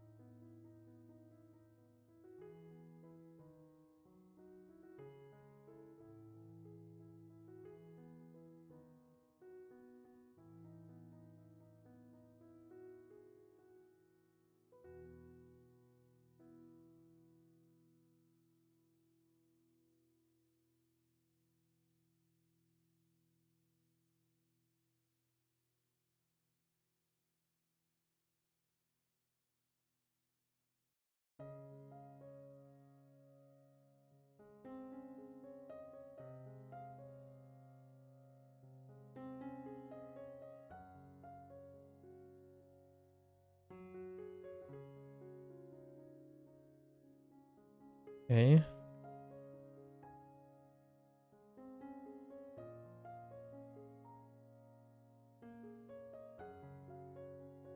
Uh,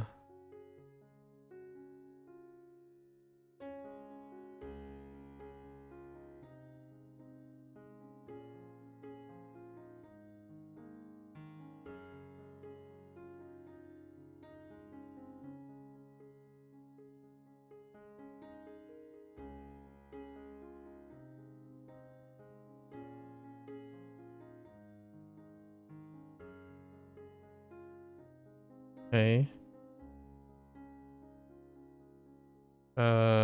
Then we have.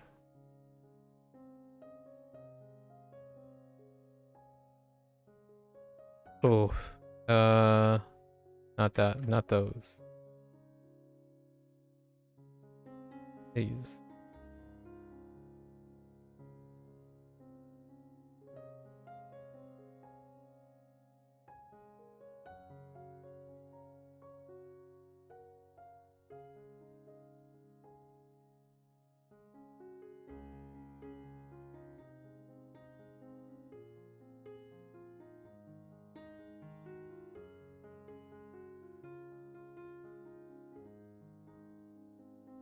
Okay.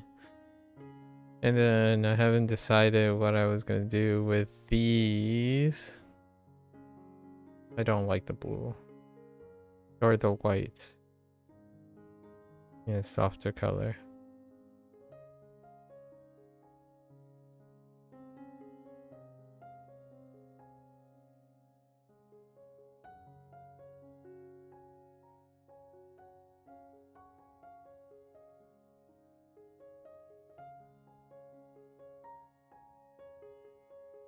Wait.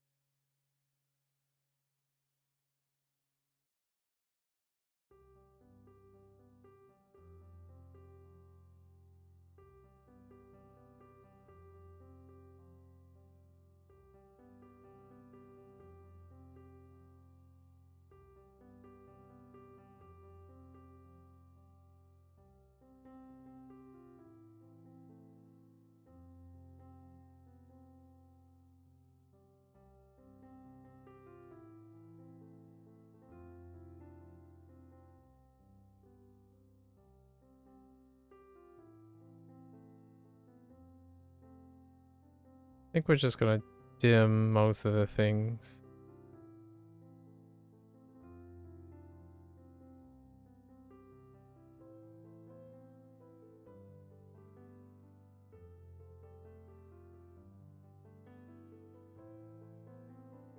And then we can remove the yellow and place the yellow on top, right? And then we're gonna be done.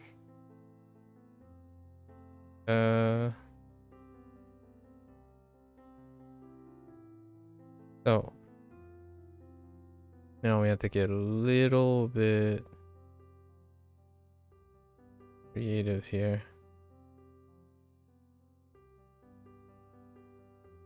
So first, I want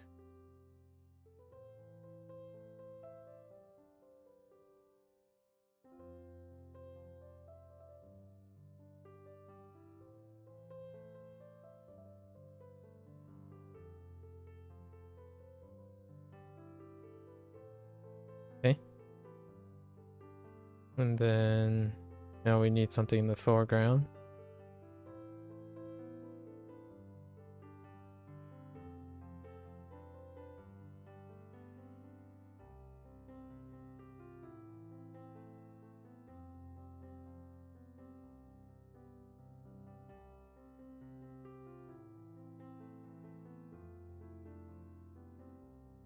Oh, what did I just do? Okay.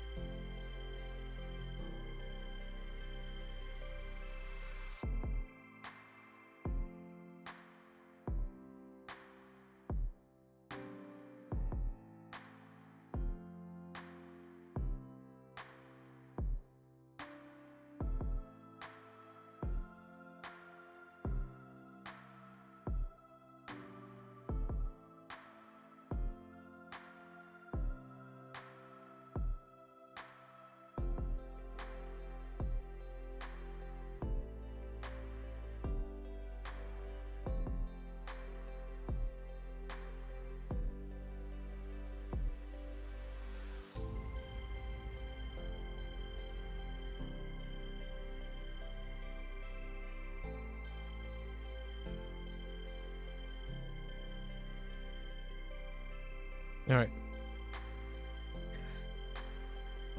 Let's do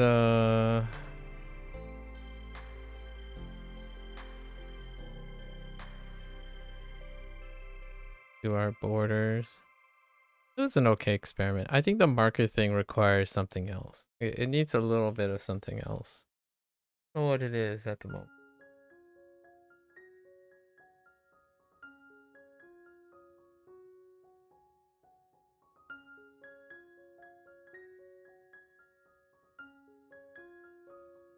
But this was this was a lot more systematic, which is good.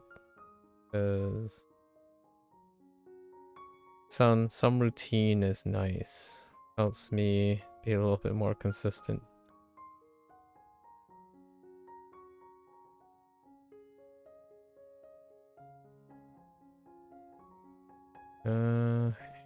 Where are those?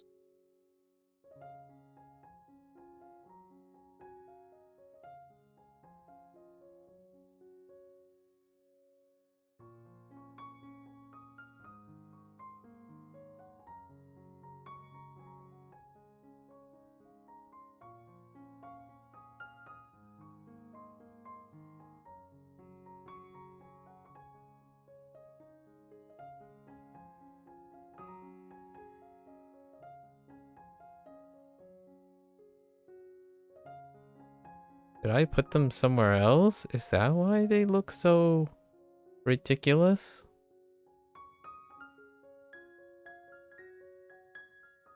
Okay. Maybe not the most organized, but I picked up a couple of things. Oh. No, it was right here all along.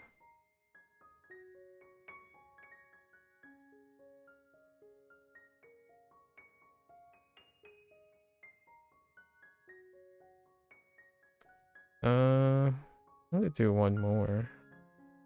Do like one more pass.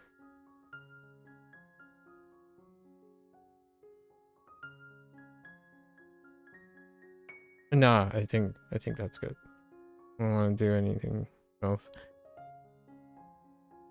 Something makes me want to put it in front of...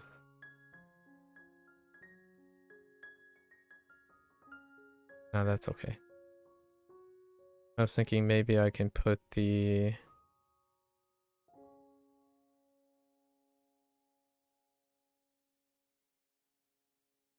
wherever this is. Not that. That. I might regret this. Go up, please.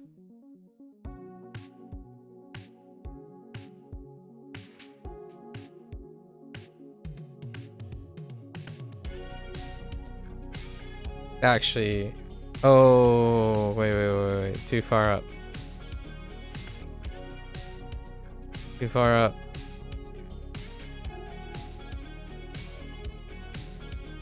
Never mind. Never mind. Let's not do that. Okay. Alright.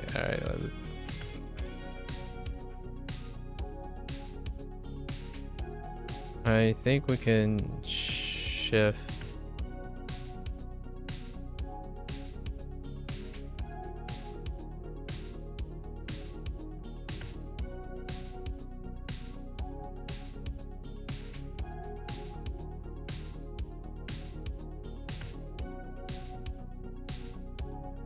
I'm gonna shift all this up a little.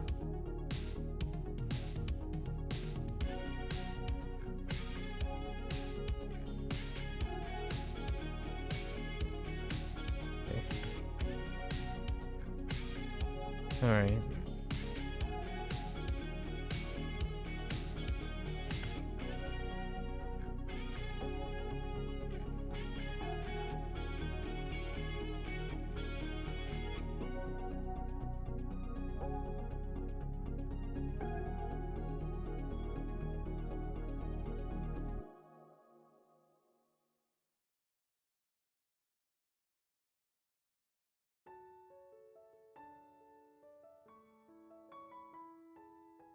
This part I got down.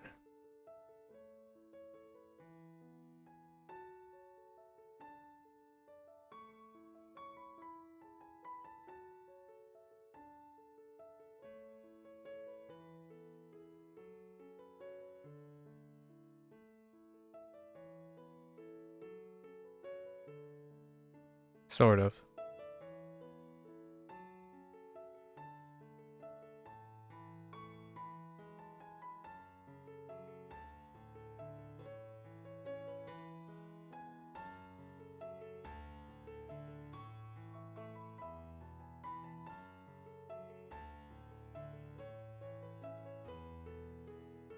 Maybe one of the days I'll just make the like as no, I'm like swapping up the details each time, huh?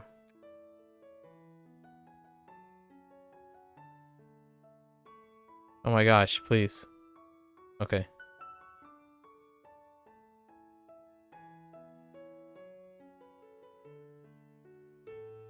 Every time I do this, I'm asking myself what else I can do differently. Oh wait, I screwed up.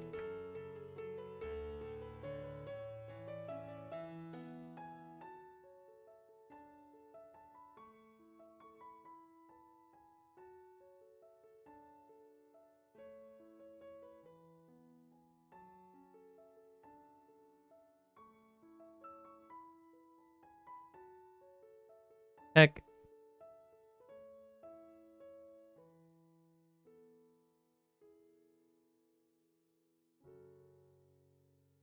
Enough.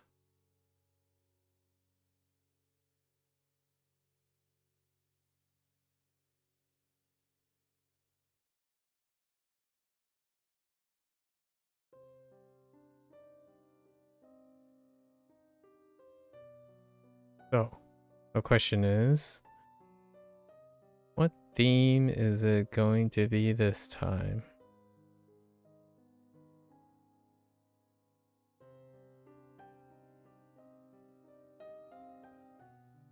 I do. Oh, I got one. Oh, that would be fun. I got something interesting to do.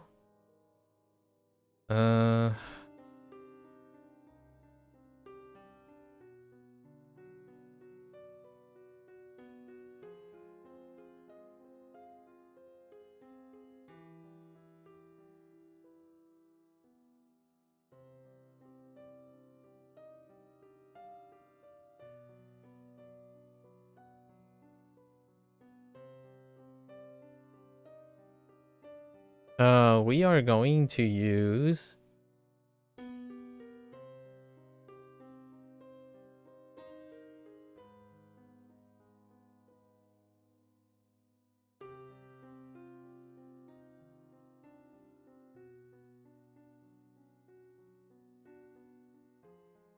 hmm.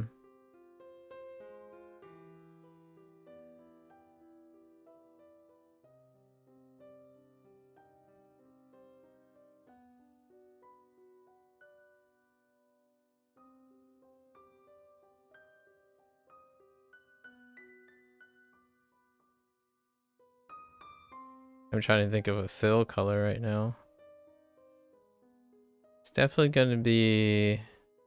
We're gonna do a white fill. Whoops.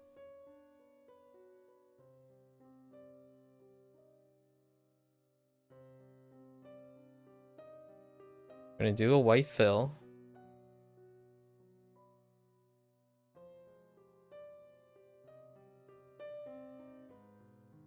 Or a half and half. Ah, no, this is good. This is good. And then we'll do a complement.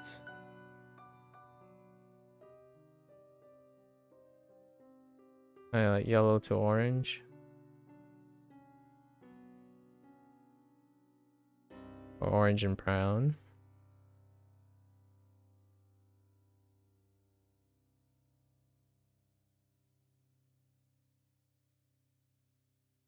Let's see how that looks.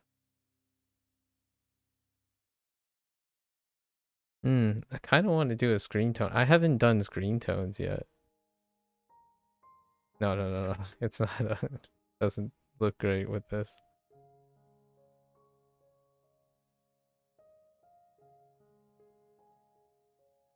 Hmm.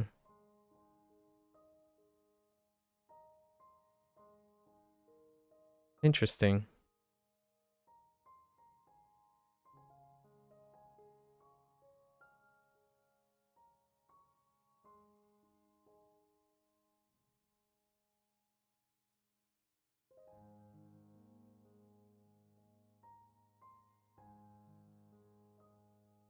That's interesting. Oh, I like that.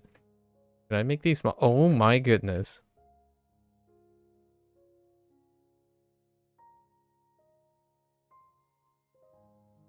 Does this change any of? No, it doesn't. Okay.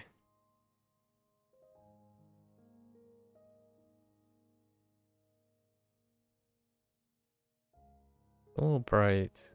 Let's try. I need to go a little darker.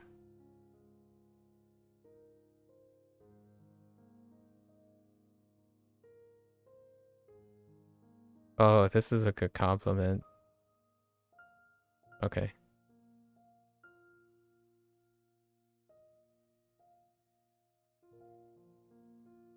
Oh, I see. It's further scattered the harder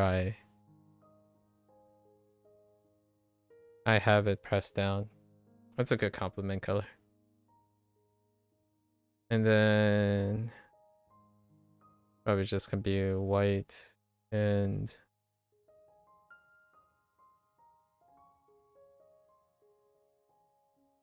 gonna be a white X or black. This is just gonna be black. Okay. Did I put? I don't think I put enough. Okay. So heavy.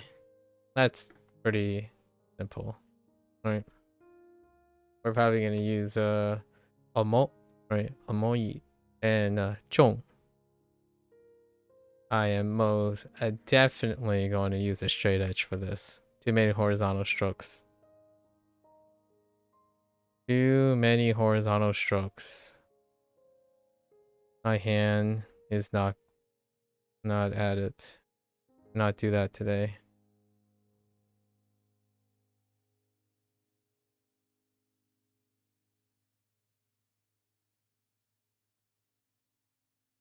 Oh, except for the first stroke. Dang.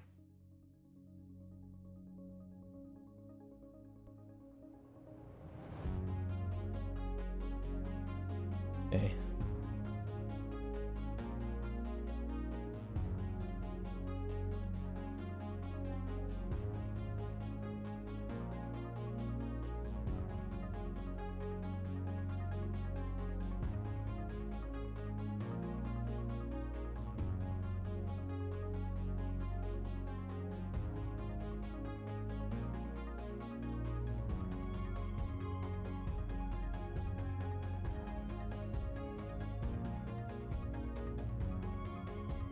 Oh wait.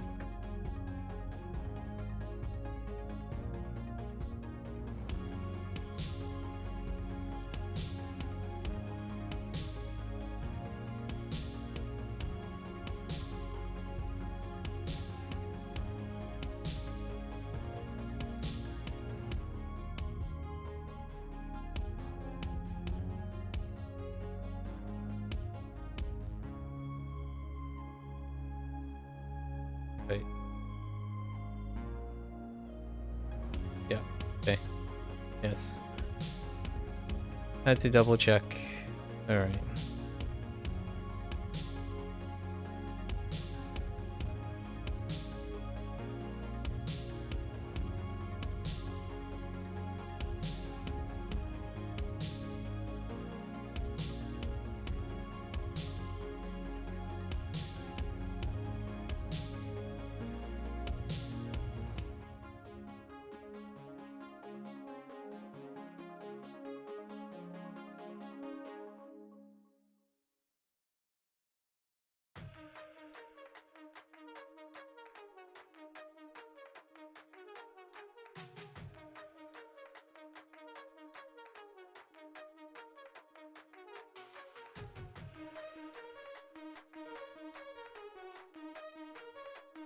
That is way more intense than...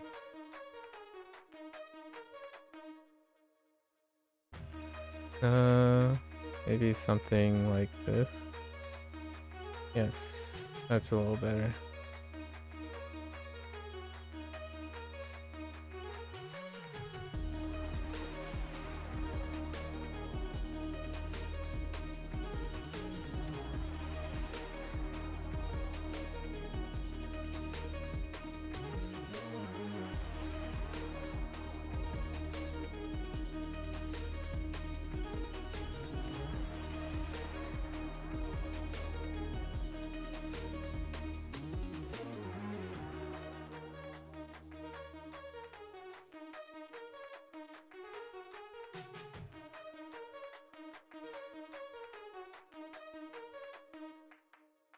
Okay. All right.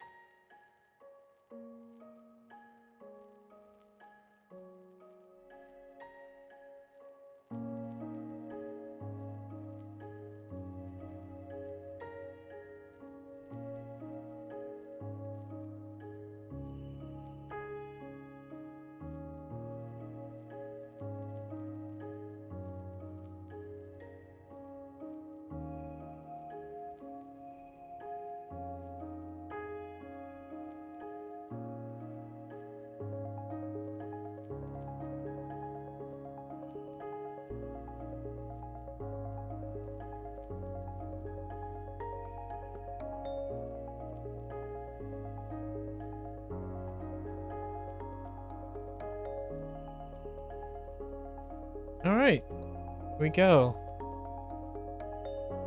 Yeah, this one was really fun. Another 3 hours, right? So that's 6 hours total. Roughly 6 hours total. 3 and 3.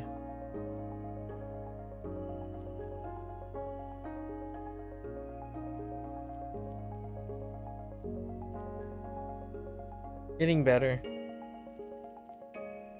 Getting better. This one, I took a huge shortcut, right? The symmetry thing helped me out with. So I could use a lot of things if I need. If it just so happens to be symmetrical, I could use it as a way to guide. And then there's another way to do this. If I have something that is foreseeably symmetrical, but it's like almost symmetrical, I could use it and then I could change the right. I could slightly swap up the right side by using liquefy or something to cut some time. Oh there, Bobby. Alright, so let's date this and call it a day. 6 hours in.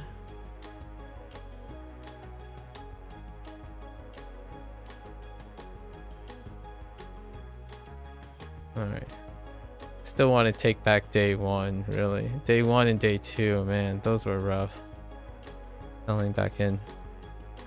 Okay. So day 9. Alright. Heavy.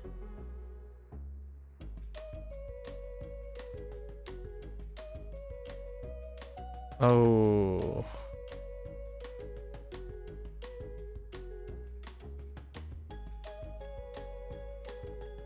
I remember it having like a little loop, right? Yeah.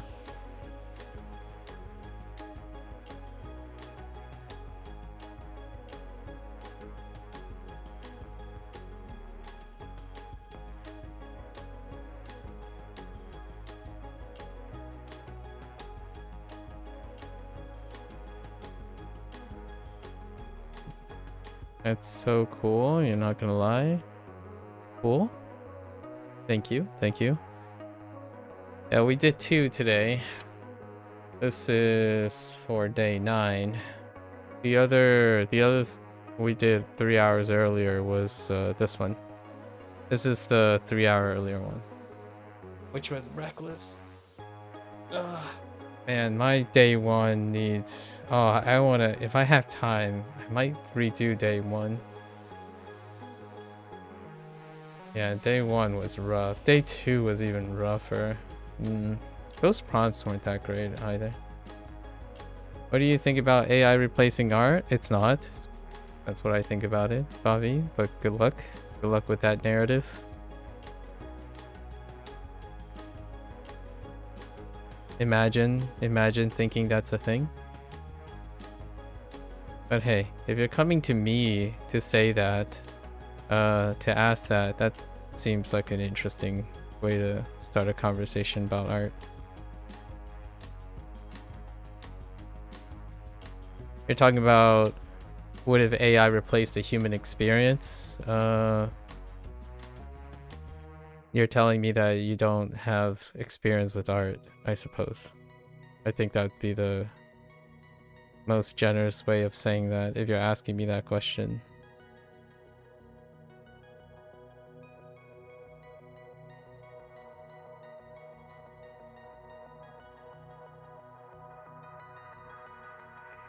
It perhaps will replace in the future. It can't replace the human experience. What is art, Bavi? You think art is the thing that's on the canvas, the thing that you just said, oh, it looks cool, but that's not what art is. At least to me, 95% of the art is not shown, or you fail to comprehend, in my opinion, or appreciate. So when you ask that question, have you done art? Have you created art? If you haven't yet, then when you say it perhaps will replace in the future, you don't understand art, in my opinion. Or like, if you're trying to empathize with me and trying to say something to me, like it will, it won't, because it doesn't replace the one thing that you haven't appreciated, which is 90% of the reason why art exists. Not whatever you're doing it. You do art, you play guitar, oh yeah, you do? Then it's a shame that you think that's the way because you're goal oriented. So you and I are different types of artists and different types of musicians and also different types of communicators. If wait till you replace your communication skills and your typing skills with AI as well, then we'll start talking about how your communication is also lacking as well. So if you want to be really direct about it, you make art, you make music, you don't do art or play guitar, in my opinion. I think those are the words that I'm trying to capture when you're asking it will perhaps replace in the future. You don't do the art, you think about the artwork as a product, and you think of the guitar as a music product. That's something AI can replace. I agree with you. However, what do you think it's replacing when you're doing the art and playing the art? Do you want to replace the whole point of doing the art and playing the guitar? I mean, you can do that. I don't make artwork because of the end product. You didn't mean it that way. You don't hate art. It's more like a doubt of what? There's no doubt that you experience something that using an AI will not. So it really has nothing to do with hate, right? I'm not talking about hate here. I think you're assuming a lot. You're presuming a lot of things about me. I'm asking you, do you understand what it is to do art and play the guitar? Because if you think an AI will replace that, then you have none of those experiences anymore. So it doesn't replace you.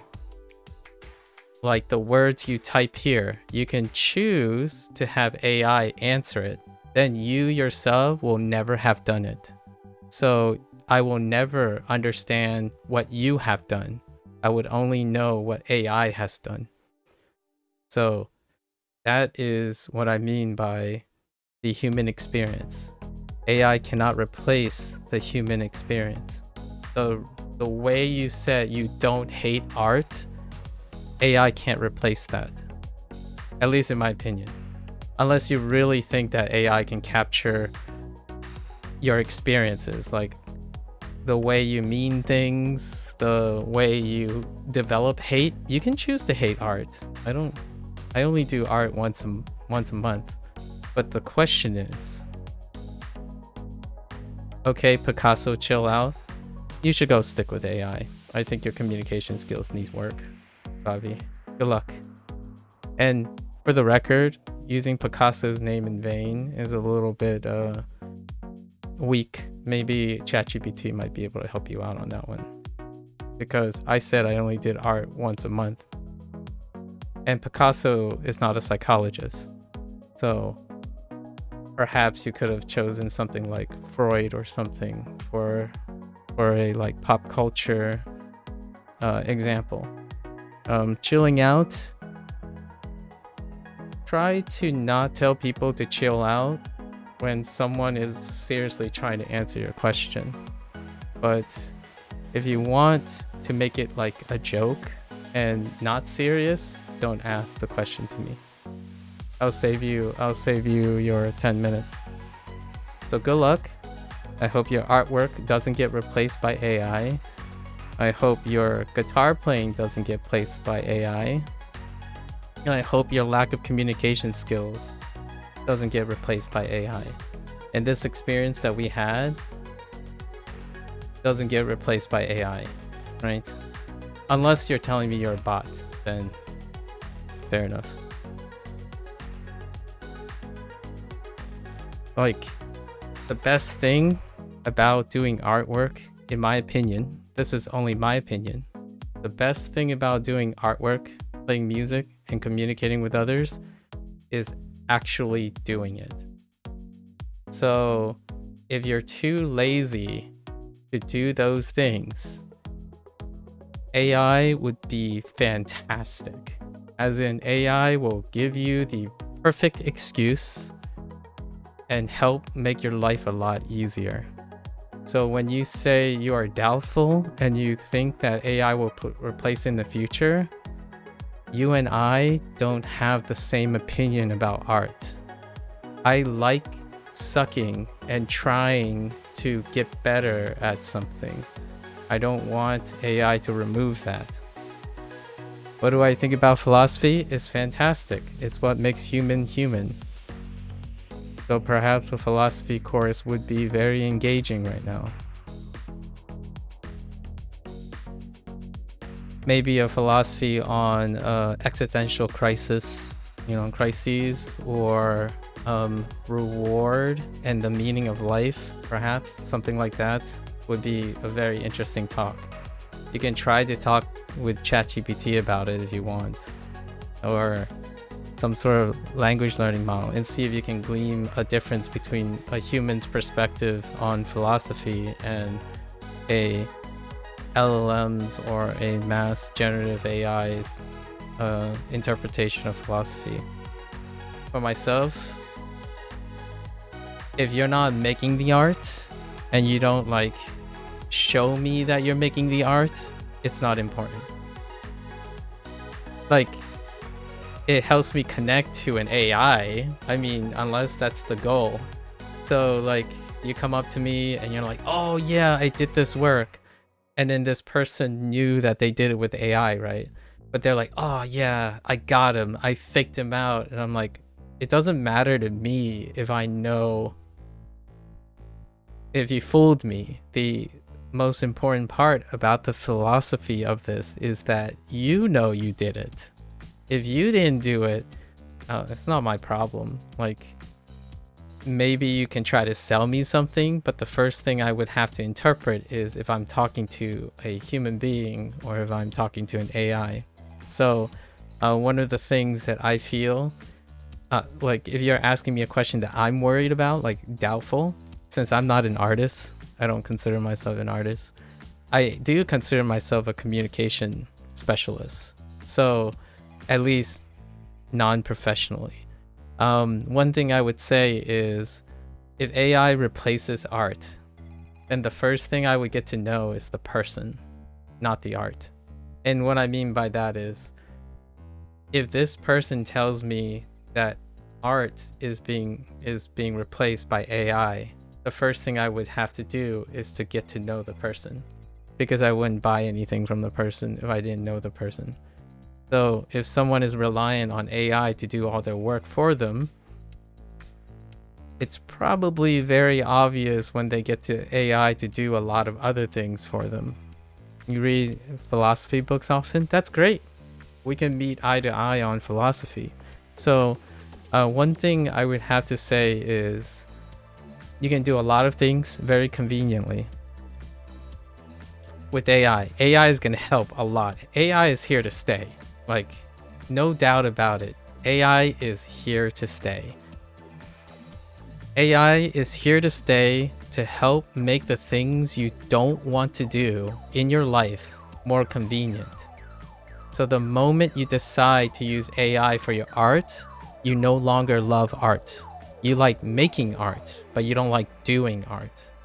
You don't like doing the parts of the art, like picking up your brush and messing up and covering over your mistakes and cut and pasting and stuff. You don't like doing that anymore. So you replace it with AI. So when I ask the person, what parts don't you like about art? AI could replace that. If you're telling yourself philosophically, oh yeah, I have doubts, my entire life's process will be replaced by AI, to me, philosophically, it would tell me that that person doesn't actually like doing any of that. Right? Like, I don't want to open a can of beans without my can opener, because heck, I don't want to do it myself. There's nothing about that I like, right? I don't want to run to the grocery store that is really far away. I like to get into my car, and then the car will drive me there with mechanical advantage. So I don't literally like to run to the grocery store. But those are the things we ask ourselves. Are you replacing the things you love? Or are you replacing the things you don't actually love? And that's not philosophy. That's actually psychology, in my opinion. So I ask myself, what part don't I like about art? I can tell you a couple of things I don't like about art in this piece. This piece, I used the symmetry tool. So in order to make the panda and the pandas like symmetrical, I only did half of it because today I don't want to do the symmetry. So I didn't want to like make the thing symmetrical. It just happens to be really symmetrical. And today I didn't want to draw like 3 of these things. Like 3 of these things, right? So I took one, you can tell, I took one and then I duplicated it and then I flipped it and I took those 2, duplicated it and added to the third one, and then I duplicated it one more time. So there's one piece, a duplication and a flip for these 2, and then these 3 were grouped together, and then it was copied and pasted on the third one. So that to me is really fun. Like, that's the human experience. An AI could do that though. You could tell the AI, can you produce can you produce 8 bushes, and then you can send a reference. You can send like this one reference of this, and then tell them to put 7 around, right? Then that means that you don't want to do that, and you'll never know how you did it or what you did because, and that would be a science thing. If you're into science field, what I'm saying is scientific. So when you're saying AI will perhaps replace in the future, that is one of the most illogical things that I can think of. Because replacing it means that you don't do it at all, logically speaking, right? That's like running a science experiment and only showing the conclusion and the results. You have no grasp of the methodology that's involved in measuring the results. My background happens to be in the science field, so I'm not an artist. I'm an unofficial passionate person in communication skills, but my background is actually in science. It's in molecular biology. So to me, when someone has no experience with the science field or an observational or rational logical field, they would often overlook methodology. And that is what I was actually speaking about. I don't have a background in philosophy, by the way, and I don't read philosophical books. You're into cosmology and astrophysics? Well, if you're into cosmology and astrophysics, I think the first appreciation would be methodology, how things are measured, but that's fair enough. Most scientific fields would be more inclined to talk about the process. So they usually use process-oriented thinking, like what your metrics do, how you did them, how reliable they are. Although you could make an argument, well, a lot of astrophysics and cosmology, right, require simulations, right? But someone has to oversee the simulations. So you have to like understand the methodology behind your more or less AI assisted bootstrapping, right? The stuff that deals with high information, high data science. For me, back in bioinformatics, we still had to curate and understand the limits and the drawbacks of big data, right? And big data runs on AI, runs on LLMs and things like LLMs. So the mainstream use of AI right now existed in the scientific field. I mean, before I even entered the scientific field 20 years ago. So there's still things that you have to check. And the human is doing the experiment still. Will AI replace the human experience, like the human experiments? I mean, if you're interested in trusting the results and the conclusions without any human oversight, then go right ahead. It would be something that I would recommend is understanding how error propagation works in a system, and then how AI error propagates itself. That's probably something that a lot of scientific fields will have to consider in the future. It's already shown an impact on art, right? Art, music, and news. What's my favorite physics theory? What do you mean, what's my physics theory? Why there isn't a favorite physics theory? I can't think of a physics theory. I mean, we could say, I don't know. I kind of like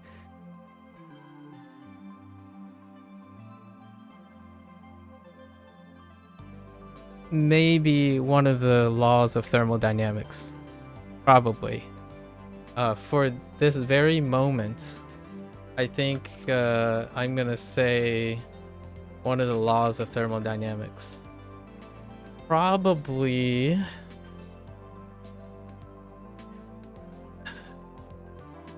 How can I make this about what we just went over?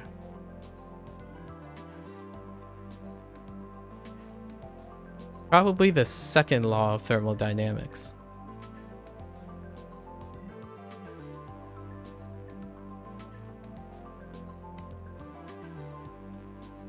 Yeah. Probably the second law of thermodynamics. Or maybe the first law. Probably the first law. Let's go with the first law. It's a little bit more absolute. And I think it represents a lot of what we're talking about right now. Which is that energy remains constant and it transforms but cannot be created or destroyed. So if you put in a specific amount of energy, that's all you're going to get out. So if you're using AI, I'm going to make this about the very first thing we talked about, just to keep all the topics in line. So the philosophical nature is that the effort you put into something is also the reward you get out. It reflects your reward. If you think that having AI produce, if you think an AI actually produces the reward of doing the work because you weigh the product, then you and I do not understand the same process of the human experience. The effort you put in is reciprocated by the reward you get from it. It's the ownership. If you're talking to someone who cheapens that, then you and we are not great friends, right? We can't be friends or see eye to eye. The value of artwork is the amount of energy you placed into it, and that artwork carries and embodies that energy, right? It's neither created nor destroyed, it's transferred, right? AI, the energy you put into the AI is very low. So the energy you get out, don't be surprised that it becomes a reflection of the energy you put in, right? That's effort equals reward and work, right? You know, you've actually attempted unified physics theories, right? Sure. But just imagine you accidentally got a line with string theory. That just sounds like something you took from a science comedy show. But good luck with your attempts at unified physics. It's the universal law. You're looking for a universal law of physics. That's fine, I guess. Anyways, I'm gonna head off. You do whatever it is that entertain you. Clearly you've said something about AI. Apparently you do art, you play music. I'll keep that. I'll make that a note. You read philosophy books, but have yet to comment on philosophy, art, music, or Picasso. And you chose astrophysics and cosmology as a reflection of the science field. And then saying the $1 million question. Good luck. I hope you and many others find some sort of unified laws of physics, but since that doesn't exist, it's interesting. What's your favorite physics theory? I don't imagine it's the non-existent unified physics theory, or finding a unified law. And also probably be a great idea to demonstrate, in my opinion, that you actually do the things you say you do. So at least in my opinion. So if you're talking to me, it would be nice to know like what type of philosophy books you read. What do you know about astrophysics and cosmology, and what type of art you made and whatnot. It'd probably be great to know what is it that you think AI is going to replace about art. Or I guess you mean the whole thing, the whole shebang, possibly. These are a lot of good questions that I would ask on a earlier day, but it's getting really late. So maybe we'll talk about it in the future. You write films too, like as a hobby? I'm sure you do. And I hope you'll be able to show that somehow in the future, right? You say you do a lot of things and demonstrate very few. I will respectfully say nothing about that. I have no reason to believe you actually do any of those things, but you say you do, so I'll respect that you think you do. Otherwise, there is a very shaky level of trust here, considering what is being said, right? And I'll be heading off, so I'm gonna wrap this up. It's been a long day. I've already been at this for 9.5 hours, right? So good luck with whatever you do with your time, writing films, playing music, etc., doing artwork, reading about philosophy, and conjuring or thinking about unified physics theories without a demonstration of logical reasoning and communication skills. You will share yourself someday? I hope so. Good luck. I'll be looking for it.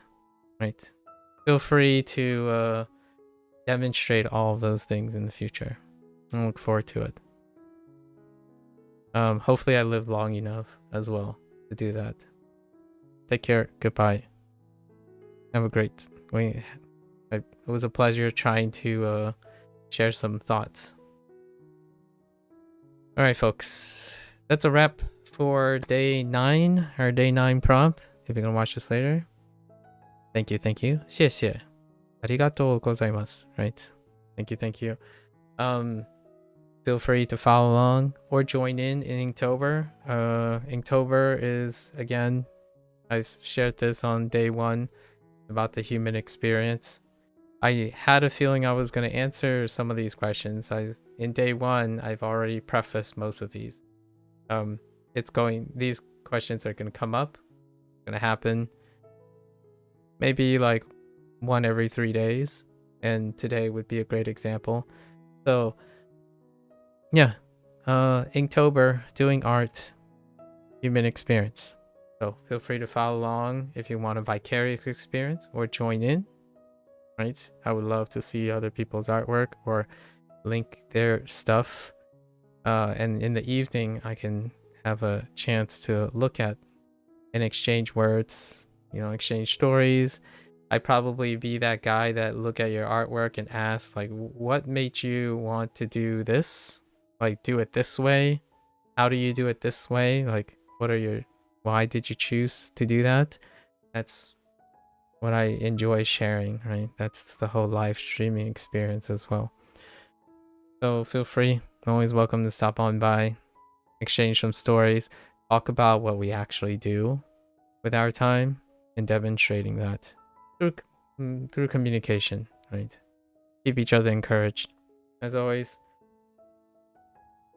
until next time, I'll be back because we still got, 22 of these left, or 20 more of these left, along with other things. Tomorrow I will not be doing a prompt because it's Wanikani lesson day, and Wanikani lesson day Japanese language learning is going to be really long, and then we have a Persona 5 the Phantom X update on the same day to consolidate. So I'm actually taking a break. This was today's prompt, so that's good. We're ahead of the game by 1. Until then, stay safe, stay healthy, right? 皆さんまたね, right? 大家下次见. 見てくれてありがとう. 感謝观看, right? Thanks for watching. Stay safe, stay healthy. I'll catch you guys on the next one. Bye bye.